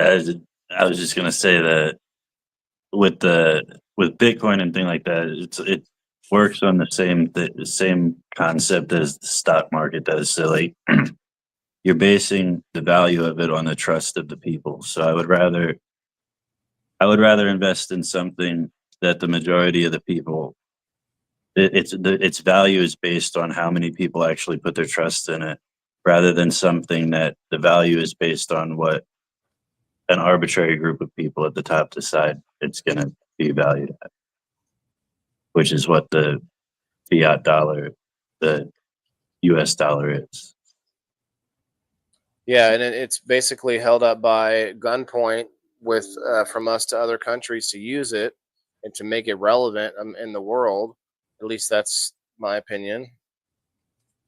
We basically give our money to other countries because we want them to use it, and that keeps it relevant. So people are always wondering why we're giving so much money to other countries. Ukraine and Pakistan, $10 million for Pakistani gender studies and this and that. There's all these stories. Well, we do that because we're basically sort of buying their participation. We're getting them to use the dollars, circulate the dollars, make them feel valuable because they can trade them for valuable things. And that's a scheme. It's a big scheme. So Kim, do you own any gold? Or precious metals? We'll leave it at that. You don't need to be too specific. I don't think so. Well, like that would be really the only hedge against all the collapse. So like right now, I have some precious stones and stuff like that, but I don't. Stuff that I have is more from sentimental value. Like I have my mom's pearls, and I have this jewelry. Like my dad was on the Man in the Moon mission, and I have this jewelry that was made from components from some of the. Like they're like little components out of the module or something like that. And those are gold. Those are made out of gold, I think. But so I know a lot of people don't trust it, but I trusted it so much. I scraped together a bunch of money, and I went out and got myself a whole Bitcoin. Wow. Got it. Look at him. Got him. Hold on. Let's show the people. They want to see what it looks like. Guys, this is a That whole is a whole Bitcoin Bitcoin right there. How much is Yeah. that worth? I got it. I think it was one of the free things that they give you on Temu. Got her. Got her with that one. Well, I don't know anything about that shit. No, a whole Bitcoin right now is worth $101,000. Hmm. But I don't have one of them. Yeah, we're doing good on the Bitcoin right now. We'll just leave it at that. Life's a gamble. You win some, you lose some. Yeah, you're right, Elisa. You're right. It's a gamble to do what I'm doing here, but I think it'll pay off over in the long run. And so yeah, we all have gambles. My gamble is to spend time and money on learning skills that are transferable anywhere I go. Not just working at a company. I get locked to that company, and then I'm like, okay, I'm stuck. I just like the idea of learning some things, and maybe I'll never be a master grower. I want to be. I'm trying, but there's never a reason to stop what I'm trying to learn, so I keep doing it. But some people will, try to start learning a skill, then you kind of stop because it's too hard. Well, they don't call it a skill for nothing. But hey, guys, I'm going to get the likes off of Facebook right now. And if anyone gets added to I see you, nobody. Okay. I was just going to say nobody on the Rumble. And now I have to go back over to X. Like, you guys got to try and do that earlier, please, because I am now going back and forth on my phone and X doesn't like it. Oh, I lost a follower on X. Awesome. Yeah, I got to get my ass out of here. All right, we're going to be closing up here shortly anyway. 125 people in the house, guys. Make sure you hit that like button. And catch you later. below. Yeah, we'll see you later, Bean. Bean Bye, Doggo, Bean. everybody. All right, let me get back to the see, X locked up on me. I have to go back into it. I will say that all sites have these like technical problems and errors and stuff like that. So I don't want to tell you guys to come over to X or come over to Rumble or wherever, and for express purposes of it being a better run site or whatever it is. It's just about diversifying a little bit, and I personally think they have a little better outlook on things, but that doesn't mean they're not going to disappoint me at some point, right? Nobody over on the X. I see you. On Kick, I see Margaret and Jess. Is it? It's okay. We got you. And then let me get everybody from Facebook. If you haven't done it, do it. Hit the button, and we're gonna do the button, and we're gonna make it happen. All right, let's go. We got about 10 minutes left anyway, and yeah, I can't think of anything else pressing. Just go vote. If you would go vote for me, I do appreciate it, but you don't have to. Why not ask? Should ask. What you doing? I should ask. All right. Where's the likes? Oh no, I can go back this way. My bad. What you doing? 35. It says 34 here. Let me refresh. No, it still says 34. Someone took their like back. That's weird. Oh no, someone liked your page. Maybe that's all. This is a Belgian Malinois. Oh, hold on. I can't even look right now. My fingers are busy. Let me pull you up on the screen. I just messed it up. 1 second. Copy.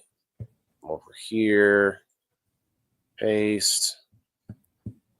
Now, you will have to be here if you are not a subscriber, but otherwise, good luck, everybody.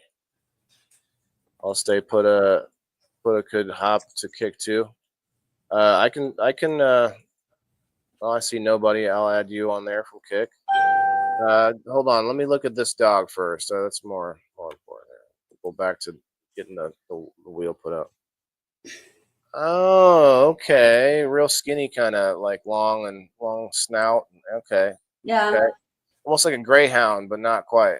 No, they're a shepherd. I know. I'm just saying, like they kind of remind me of a skinny greyhound. Yeah. Well, if you saw her in person, you wouldn't say that, but Oh, I see. they have the long snout. But I gotta put her down. Here you go, Cass. Good girl. German Shepherds are in their breeding. I can't remember what Malinois stands for. I think it has to do with their fur color, but they're a Shepherd. Okay, I think that's everybody. Everywhere and everybody. Okay. Good night, Jeremy. Thanks for hanging out, man. I appreciate that. Here, Cassie, you need to go potty? All right. Good luck, everybody. Make sure you're following the channel and come back on Sunday for the Indoor Farmer game night. It's going to be good. This race game has been pretty fun. People are liking the pathway game that I came up with. And shouts out to Brand. Oh, I don't want to. Shouts out to the helper that's been coming over. Thank you if you're hanging out. Appreciate it. Got a little help on game night, and it's hard working somebody into the way that I do things, but it is going to be helpful for sure. Oh, Margaret says she'd love to have her if she had more space. Oh, you might not be close enough to your mic. Yeah, definitely need some space. That dog would need some. So Kim, Margaret said she'd love to have her if she had the space. Yeah, probably need some room to run, I'm guessing. Yeah, I take her out in the backyard and I rough play with her. She's crazy. Like she runs. They're super athletic and they're fast. But I'll get her going and she'll like run, vroom, vroom, zooming all over the backyard. And then she'll run by and I'll grab her and I'll pick her up and I'll spin her around. I'll go spin around with her and then just like let her go. And she's off like a bat out of hell. Hurricane. Off like a hurricane. She is funny. Joe Orzel, I see you, my friend. Congrats. Sorry, go ahead, Kim. She's a shit though, man. I'll let her outside and she'll come in 15 minutes later and piss on the floor. She's not trained. How old is she, you think? 8 months. Yeah. So you got a good year or maybe less. No, she should be potty trained by now. You have a kennel? Yeah, I keep her in a kennel. I found that really good. She stays in the kennel like, hey, don't do that. No. She stays in the kennel overnight and then while I'm at work. You better not jump over here, you little. You had her ears up and then you turned around.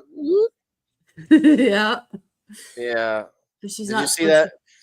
Actually, let me pull up a picture real quick from Facebook. You guys might have seen it. I posted it with the flyer of me, getting the award nomination. So it's a picture of my dog, though. Let me get over here to it. Get on your night. I happened to catch this picture, and this was like real luck. I wasn't trying. This was just one quick picture that I took, and happened to catch her right like this.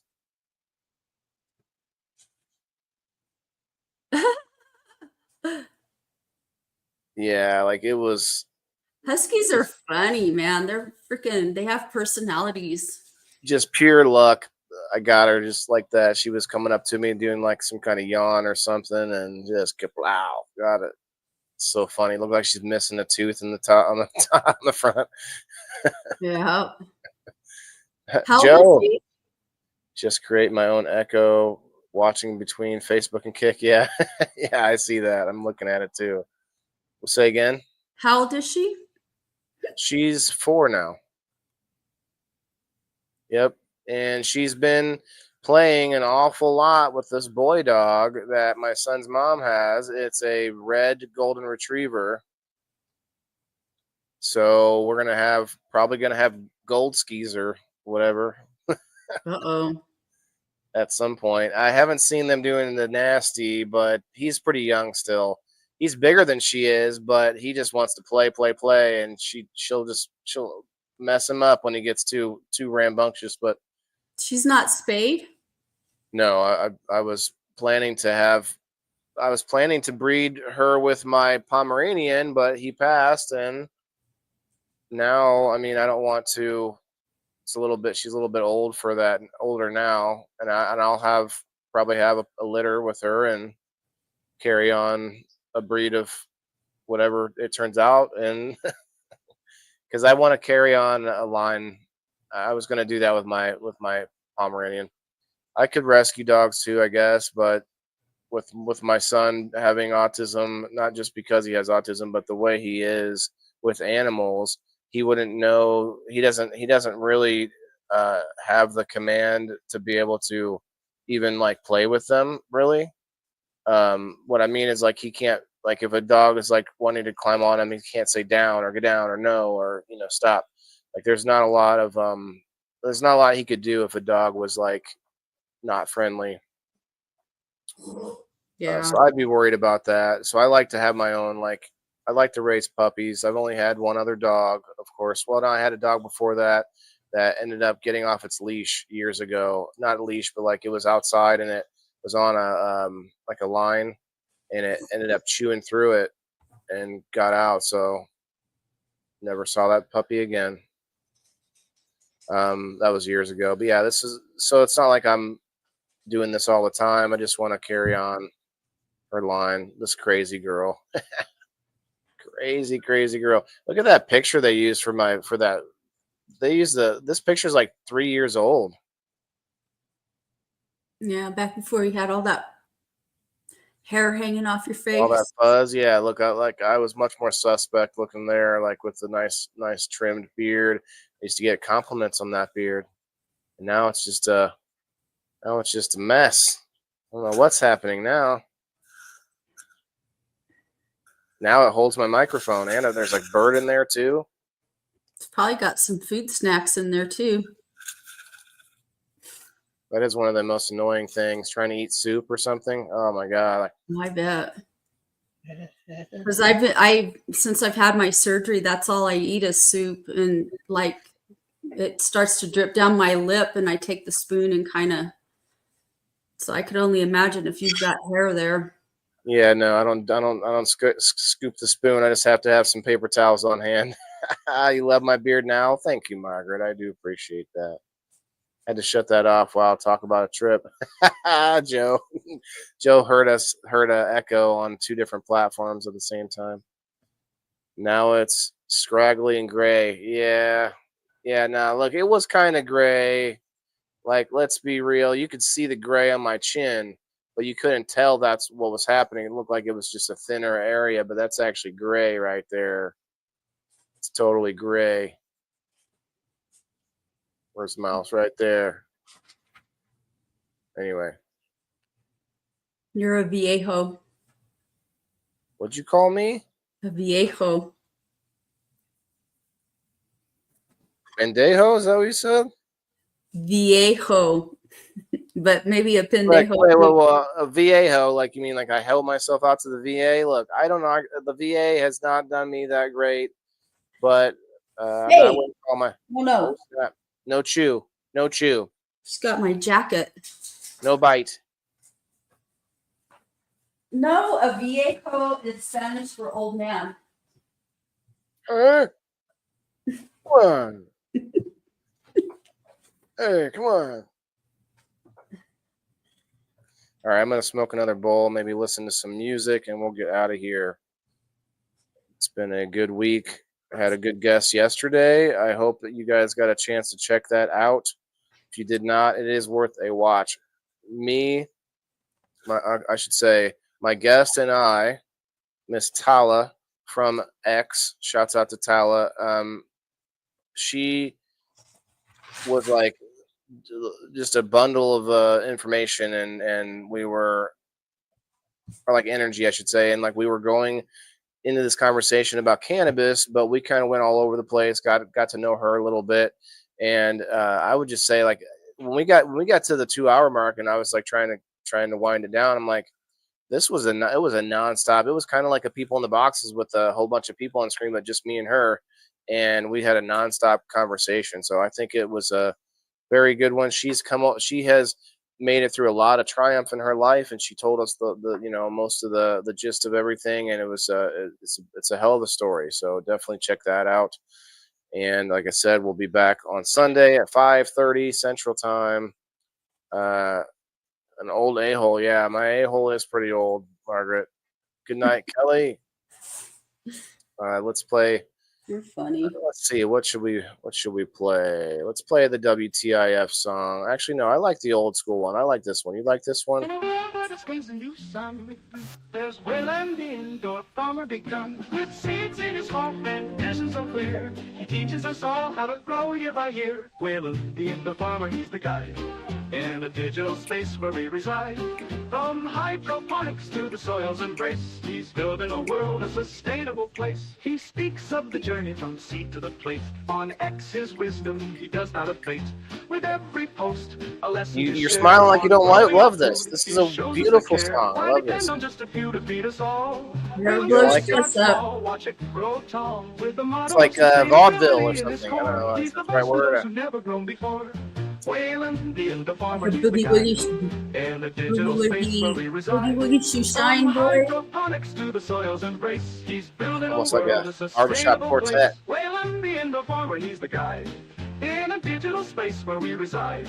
From hydroponics to the soil's embrace, he's building a world, a sustainable place. You need to make a White Hulk song. He's building a world, a sustainable place. You keep saying that. I'm not sure what I would put in it. It's like, oh. I'm sure you'll come up with something. Yeah, I have a lot of ideas, but I don't have time for them all. That's the problem. I do need to make some more songs, though, because I've heard these too many times. Here, let's play this one, The Social Internet. See if you agree with this song. In the glow of the screen, we chase our dreams. With content crafted by hand, they would So the AI guy, Elisa? But algorithms dance, the mysterious waltz. We post, we pray, we adjust the faults. Oh, the web's a wild maze where we spin our tales.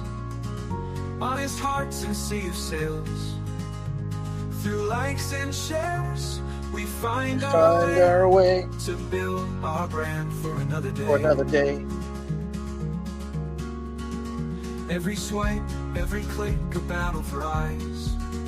While the truth often fades with the digital lies.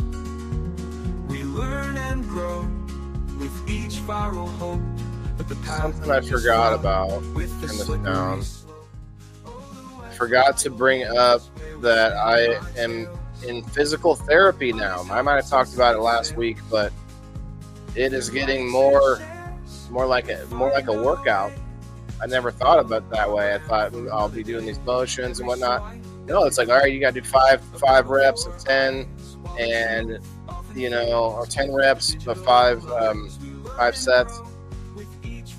And I get these. I'm going up higher in the bands, the strength of the bands that they give you, and I think it's helping. I really do. I think it's helping. So I'm excited about that. What are you doing it for? My shoulder. Both my shoulders have been causing me some problems, but mostly just one. I'm hoping it's not like a real bad tear or anything like that, and it doesn't get worse, and I don't have to have surgery. But for right now, they think it's just some damaged muscle out of all of the muscles that hold my shoulder together, which makes my shoulder hurt because of the other muscles trying to take up the difference, or make up the difference. Compensate. Compensate. Yeah, and the socket is a little loose because of it. And so what I'm doing is I'm doing exercises that I can do, like this one across body, from both ways. So I'm pulling and I'm pushing, and then another one is like pulling back. I can do that without a problem. But if I have to raise this arm straight up or reach it behind me in any way, bad. Yeah, I was having pains like that before I had my surgery. So here we stand. Go to Chicago tomorrow for Dill's surgery, Elisa May. Crafting our legacy Oh, boy, it's beyond before the his screen. surgery. Dental surgery. Oh yeah, they're gonna put him Every to shared sleep. truth. Yeah. There's a community Somebody look up forming his teeth. from He's youth scared. to old sleuth. Yeah. Yeah. My son is almost basically the same way. Like he does not like anybody in his mouth or his ears or anything like that. Sorry, Kim, you were talking about your surgery because you had shoulder surgery, and it does sound similar, but I don't know if it was in the same area. Where was your damage at in the shoulder? Is it the front or the back, the top? Well, initially, so I used to play volleyball and softball and stuff when I was younger, like in school, and it probably started with a torn rotator. And so it never really bothered me too much. I mean, there were times when it would hurt, but it was not anything big. And then when I was building my greenhouse at my one house like 3 years ago, I made it hurt really bad where I couldn't reach back. I couldn't lift my arm up, and I just left it and it stopped hurting. And so, I just went on about my business. It stopped hurting after, just leaving it alone. And then when my last house that I was in, I turned my back porch into a greenhouse, and doing that, Yeah, I remember that. like fucked me up. I couldn't use my arm. Like I lost strength in my arm and stuff. And so that's when I went to the doctor because I knew that I had done something bad. And so he did an MRI and he says, well, I can't really tell the extent of the damage. He says, but it definitely looks like a rotator. He says, when I get in there, I'll just clean it up. Whatever it is, I'll fix it. And so when he went in there, I had torn the rotator, the labrum, and I shredded my bicep. So Yeah, I'm feeling all these connections. it hurt bad. 31st, Elisa. So you got about 15 days. You got to see him one more final time before surgery. They got. Oh, I'm missing. Oh, they have to see him one more time. I see. We got Oh. robo visit. Well, prayers for that, Elisa. Definitely hope that makes it much easier to take care of him because we know that he couldn't do it while awake. Just like my son, man. Those COVID tests up the nose. Oh, That was never going to happen with my son. Nope. Yeah. You're gonna damage something if you try to force that. Like never. Or anything in his ear, like when they want to look in the ear or look up the nose, do those things. Nope, not gonna happen. Or the mouth, like yeah. You think, oh well, we can hold him down, but nope. Like there's still enough squirming that they can just, you can't physically hold him that bad. Like just isn't. And I have all these little autistic kids that I have in my classes, my classes that I'm teaching now, and each one of them is so unique in how they are, For sure, it is. That's one thing about them that's so captivating because it seems different than it used to be as a kid. You'd have a disability that was like a learning disability, but with autism, it's a different thing because you're seeing connections that they have that we don't. You know what I mean? That's the thing that's different. It's like, and not to get too like spooky or not spooky, but like mystical. They've even there was a TV show I actually really liked. It was called Alphas, and it was sort of about people evolving in a sort of a leap. We were taking a leap, and people started getting superpowers, but they weren't like overt superpowers. They were just like this really, really higher amount of skill for this certain thing. Like this one guy, he could he had really good accuracy, and he didn't you didn't think it was a superpower, but the dude could throw a quarter into a vending machine from 10 feet away, like into the slot, things like that. And that goes off. It's sort of going off of real stories of real humans that have sort of superhuman attributes. one of the characters was seemingly had autism. I'm not sure what they said about him in the storyline, but his ability was that he could see code and like the waves going in the air. Like he could see your text message in the air, pick it out, and like he could see he could see our communications and stuff floating through the air. And so he'd be like, just kind of looking around, and like and it looked to other people like it was just his one of his disabilities or whatever. But like so it was an interesting, it made you think. I'm not saying that's what the case is, but it made you think about how this could be nature trying to, like, or maybe we forced it upon ourselves because of different things, but it could be a change happening that's just happening to us. Maybe it's not all the different things we think it is, vaccines or whatever, the all the different blames. They think some people say cannabis, will cause autism. Like a lot of there's a different plethora of things people will blame stuff on, but maybe that's just one of our evolutionary steps. That's what some people think. Kids with autism. Wow, I thought you were about to sneeze. That's funny.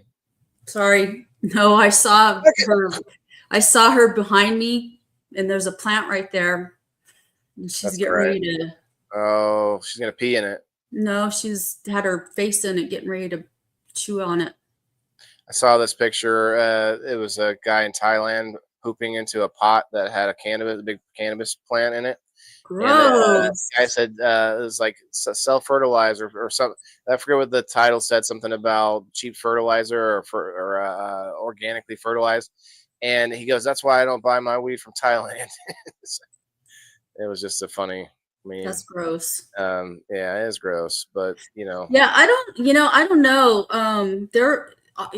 I don't know if it's an evolutionary thing. I do know one of the things that I noticed when I, was first starting out in the field was that I noticed that kids that were diagnosed with autism often had family members somewhere along the line that schizophrenia ran in one side of the family or the other. And so when I was studying in college, when I was taking my classes for to become a teacher, a special ed teacher, I did research on it, and there's a correlation. Autism and schizophrenia are both developmental disorders.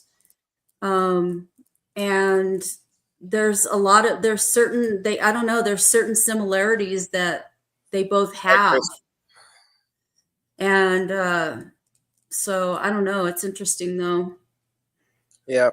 Because that whole thing, did you ever watch that movie, A Beautiful Mind?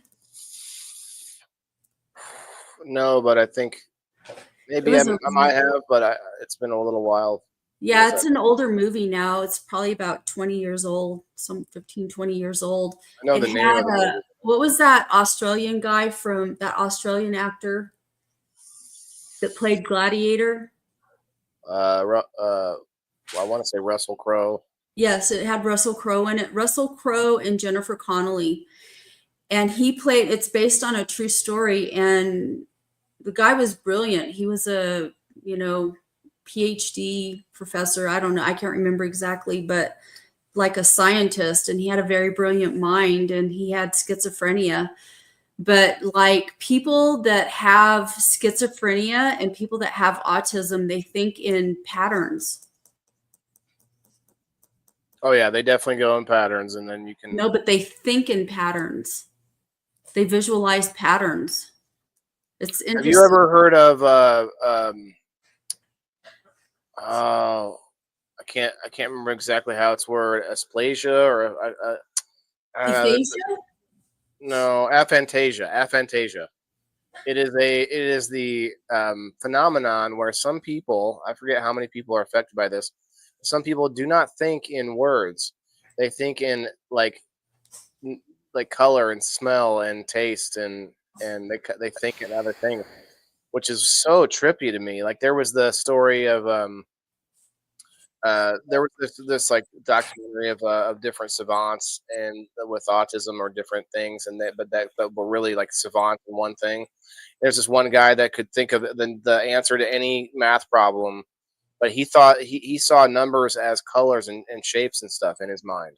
Yeah, I've heard about that. And he could tell you, but they could give him like some of the most complex, like long ass big equations or math problems, and literally it was like almost instantaneously it would just given to him in his mind with the colors, and which is just trippy, like not doing any math or just it's just like, you know. Yeah. Lisa says it has bad. She thinks it has to do with the bad nervous system. She also, I'm seeing your comments, Lisa. She said that she heard that people say that the kids with autism are deficient in something, so she went and had to hold them to get some blood taken, and everything came back normal. But what I've heard something about that, when they say normal, like say my testosterone levels, if I go get that tested, they might say normal. Now, this is just what I've heard, okay? Let me give you my experience here, Lisa. But when they say normal, they can be relating to the current average. Mm-hmm. What men had like 50 years ago, 25 years ago. So they change that depending on the average. And if we're on average becoming more deficient in different things, then they're just going to be like, oh, normal. I don't know why. That doesn't make sense to me, but that's what I've been told they do. And it's not so much 50 years ago. So your hormone levels, for example, are higher when you're younger. So I don't know what a normal testosterone reading would be for somebody that's like, say, 19 or 20. Well, that's what they're comparing a person of my age to a person of my age, 20, 30 years ago. Yeah. And that's exactly what happens, because as you age, your body, how much testosterone you make right, or out or whatever. Normal levels decrease. Yeah. But yes. that's normal. But they're saying that right now it's normal for your age is what it is. So when they tell you that your testosterone is normal, it's within normal limits for somebody your age. Right. And they're taking that by the average at that time of all people your age. Yes. If that whole average has gone down, they will still call it normal. Yes. Is my point. Yeah, because it's normal for your age, because you have and I know this because I had a complete history in 2010. And when I did, I lost my ovaries, which make all of my hormones. So I take testosterone and I take estrogen bioidentically. I use bioidentical hormones to replace my estrogen and my testosterone, because my body doesn't manufacture it like that anymore. So it effectually put me in menopause immediately. Yeah, there's a lot of risk to that. And so my journey in learning about hormone replacement, especially when I switched over to bioidentical hormones, because they don't cause cancer generally, I had to learn about your hormone readings. And so, your hormone readings are what's normal for a 19-year-old. Say, I don't know what testosterone. Don't go and just say, my example. I was just using that. For example, say that a 20-year-old male's testosterone limits are 100 to 125, for example. Okay. And that's normal for that age group. But if you fast forward to somebody that's 40, which is probably you're like around 40-ish, maybe your testosterone levels are 80, and that's normal for your age group. And the reason for that is because as you age, your levels decline, your body's ability to make that stuff declines. And so you hear these things about low T or low testosterone. Okay. It's not that you have low T because your body stops manufacturing higher levels of testosterone, and there's consequences to that cause you to have low T. But it's actually normal for your age to have that low T because your body is aging, and it's just a natural process of aging. I know, Kim, we're going in circles now. I get that, and I don't disagree. But what I'm saying is the problem right now, when they're talking about young men, 19, 20 years old, who have lower testosterone Oh, than a healthy man of 80. okay. I didn't realize you meant that. And that's only one aspect. I was getting to that, but what I was talking about is they would look at the average men of 2024 of age 40, right? And they might say, yeah, it's normal that you're lower testosterone, but all these other guys around your age have about that too, so you're healthy, it's normal.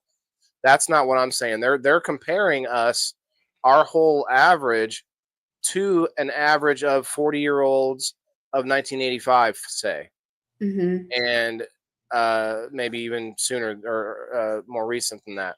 So they're just saying, and overall, our population, our male population's testosterone is going down. That our estrogen levels are going up because of different things that are in the water. Birth control, for example, we've talked about this a couple times, but Yeah. that's one thing I heard. Birth control does not absorb most of it into the body. It gets peed out into the water table, and then that's like this high level of estrogen that's being put into the water. That's where the whole frogs are turning gay thing came from with Alex. What's his face? Alex Jones. What's up, Tyson? Have you seen the literature coming out lately that they expect, I can't remember how they term it, but male chromosomes are basically dying, and they think by a certain time frame, I don't know when it is, not anytime soon, but eventually that males are going to die out because what do you guys have, X or Y? Whatever chromosome it is that men have is starting to go away. And it's been going away for a long while now.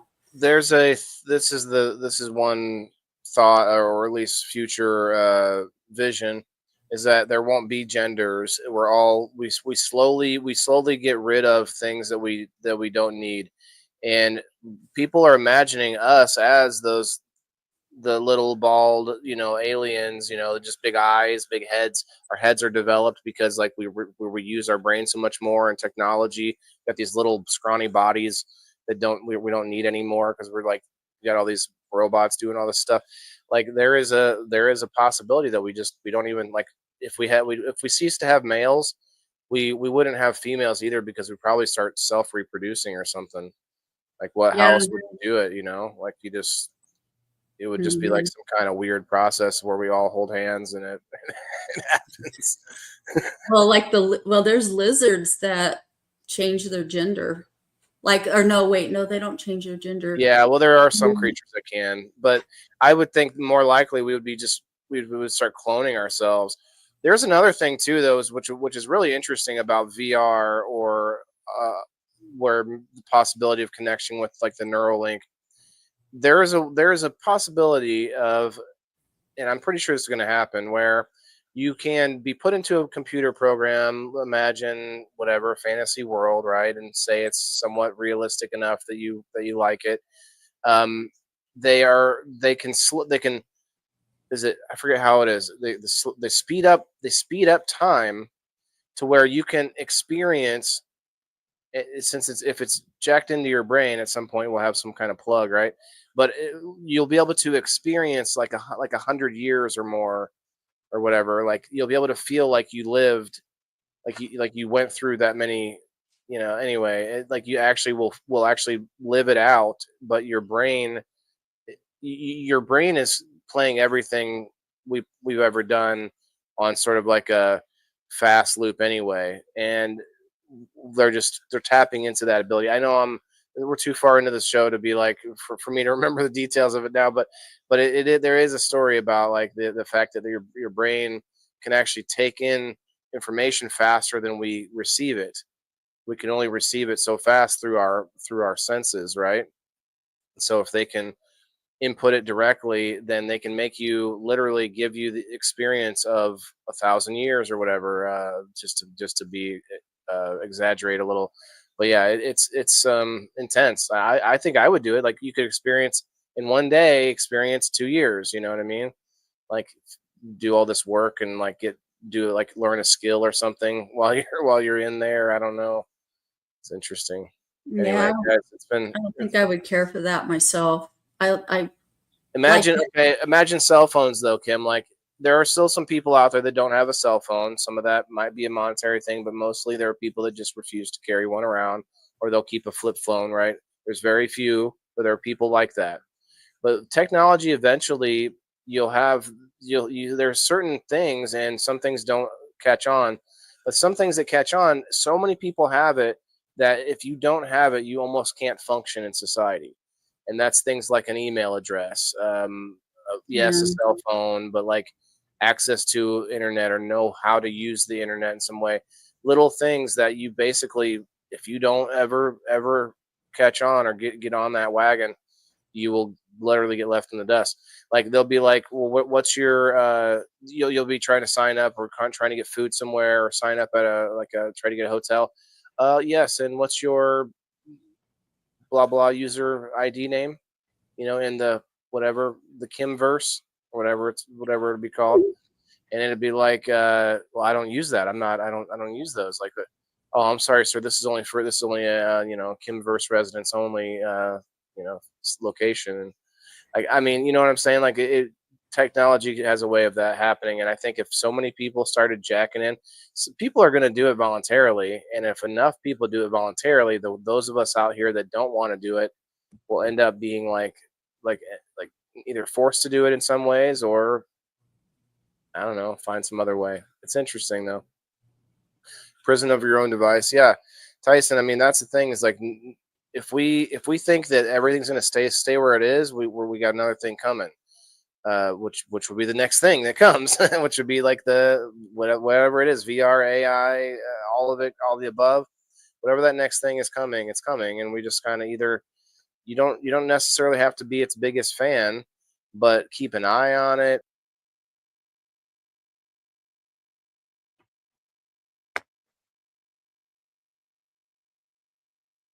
I can't hear you.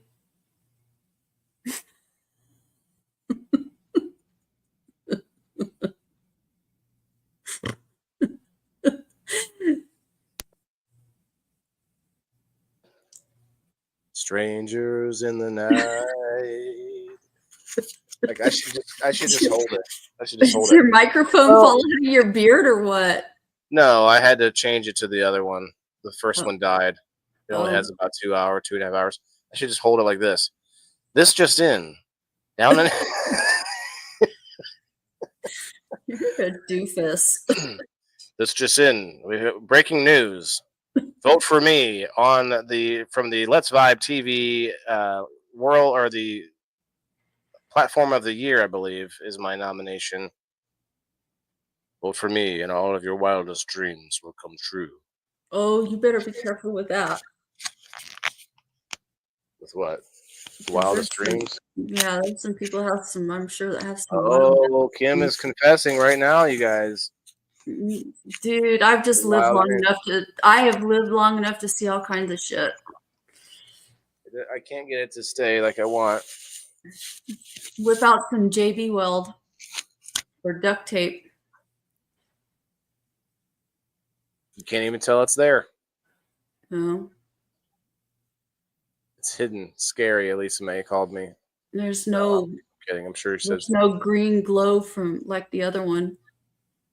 it's in there. It's just turned or something. Well, I know, but There it is. can't. Oh yeah. Turn it to make it. It's gone. It blackens the beard in one spot. It's just one little black space. What is this, OnlyFans, Joe? Yeah, Joe, it is, man. I just want to tell you guys, I opened up the OnlyFans. Vote for me over there. Now, let's get out of here. Hey, have a good weekend, guys. And remember, be safe. I have my son this weekend. We're going to go check some things out. I think I found an event we're going to check out. I forgot what it was. But we'll be back Sunday. Have some fun. And who's gonna topple Sheena from her championship, her champion spot on game night. This game, do you want to see the game? Let's show you guys. I'm going to show you guys last week's game. I might tweak it a little bit. Of course, there's going to be new questions involved, but I will tease the game because I'm enjoying it so far. So we got this little road map here, this little roadway that we travel along, and the odd numbers are trivia questions. So Kim, if you feel froggy, you're welcome to attempt the race. Where'd the red one go? Oh no, I lost the red one. It's on that I see meteor. it. Thanks. I caught it right as you said it's on that. I think my brain was like, oh no, I gotta find it before she tells me where it is. Anyway, what do you think? That looks fun, right? It's actually pretty fast. It's a little faster game this week. Yeah, good night, Kayla. Good night, everybody. It's been Good night, fun. you guys. Kim, thanks again. And yeah, if you haven't hit the like button, please do so. And we'll see you later. Remember, let me close this. Okay. Remember, everybody's got to eat. Unless you're an alien. Yeah, this is for my green thumbs in the game. Wailing the indoor farmer. Check my name. Sustainability, we about to reclaim. This is how we do it, keep it in the frame. I'm Waylon the farmer, the indoor king. Living off the grid, what the city can't bring. Got my hydro set up, my LED lights. Growing all my greens, all through the night. Self-sustain, that's the mission. Growing my own, I'm not missing. Indoor farming, the hustle's real. Waylon's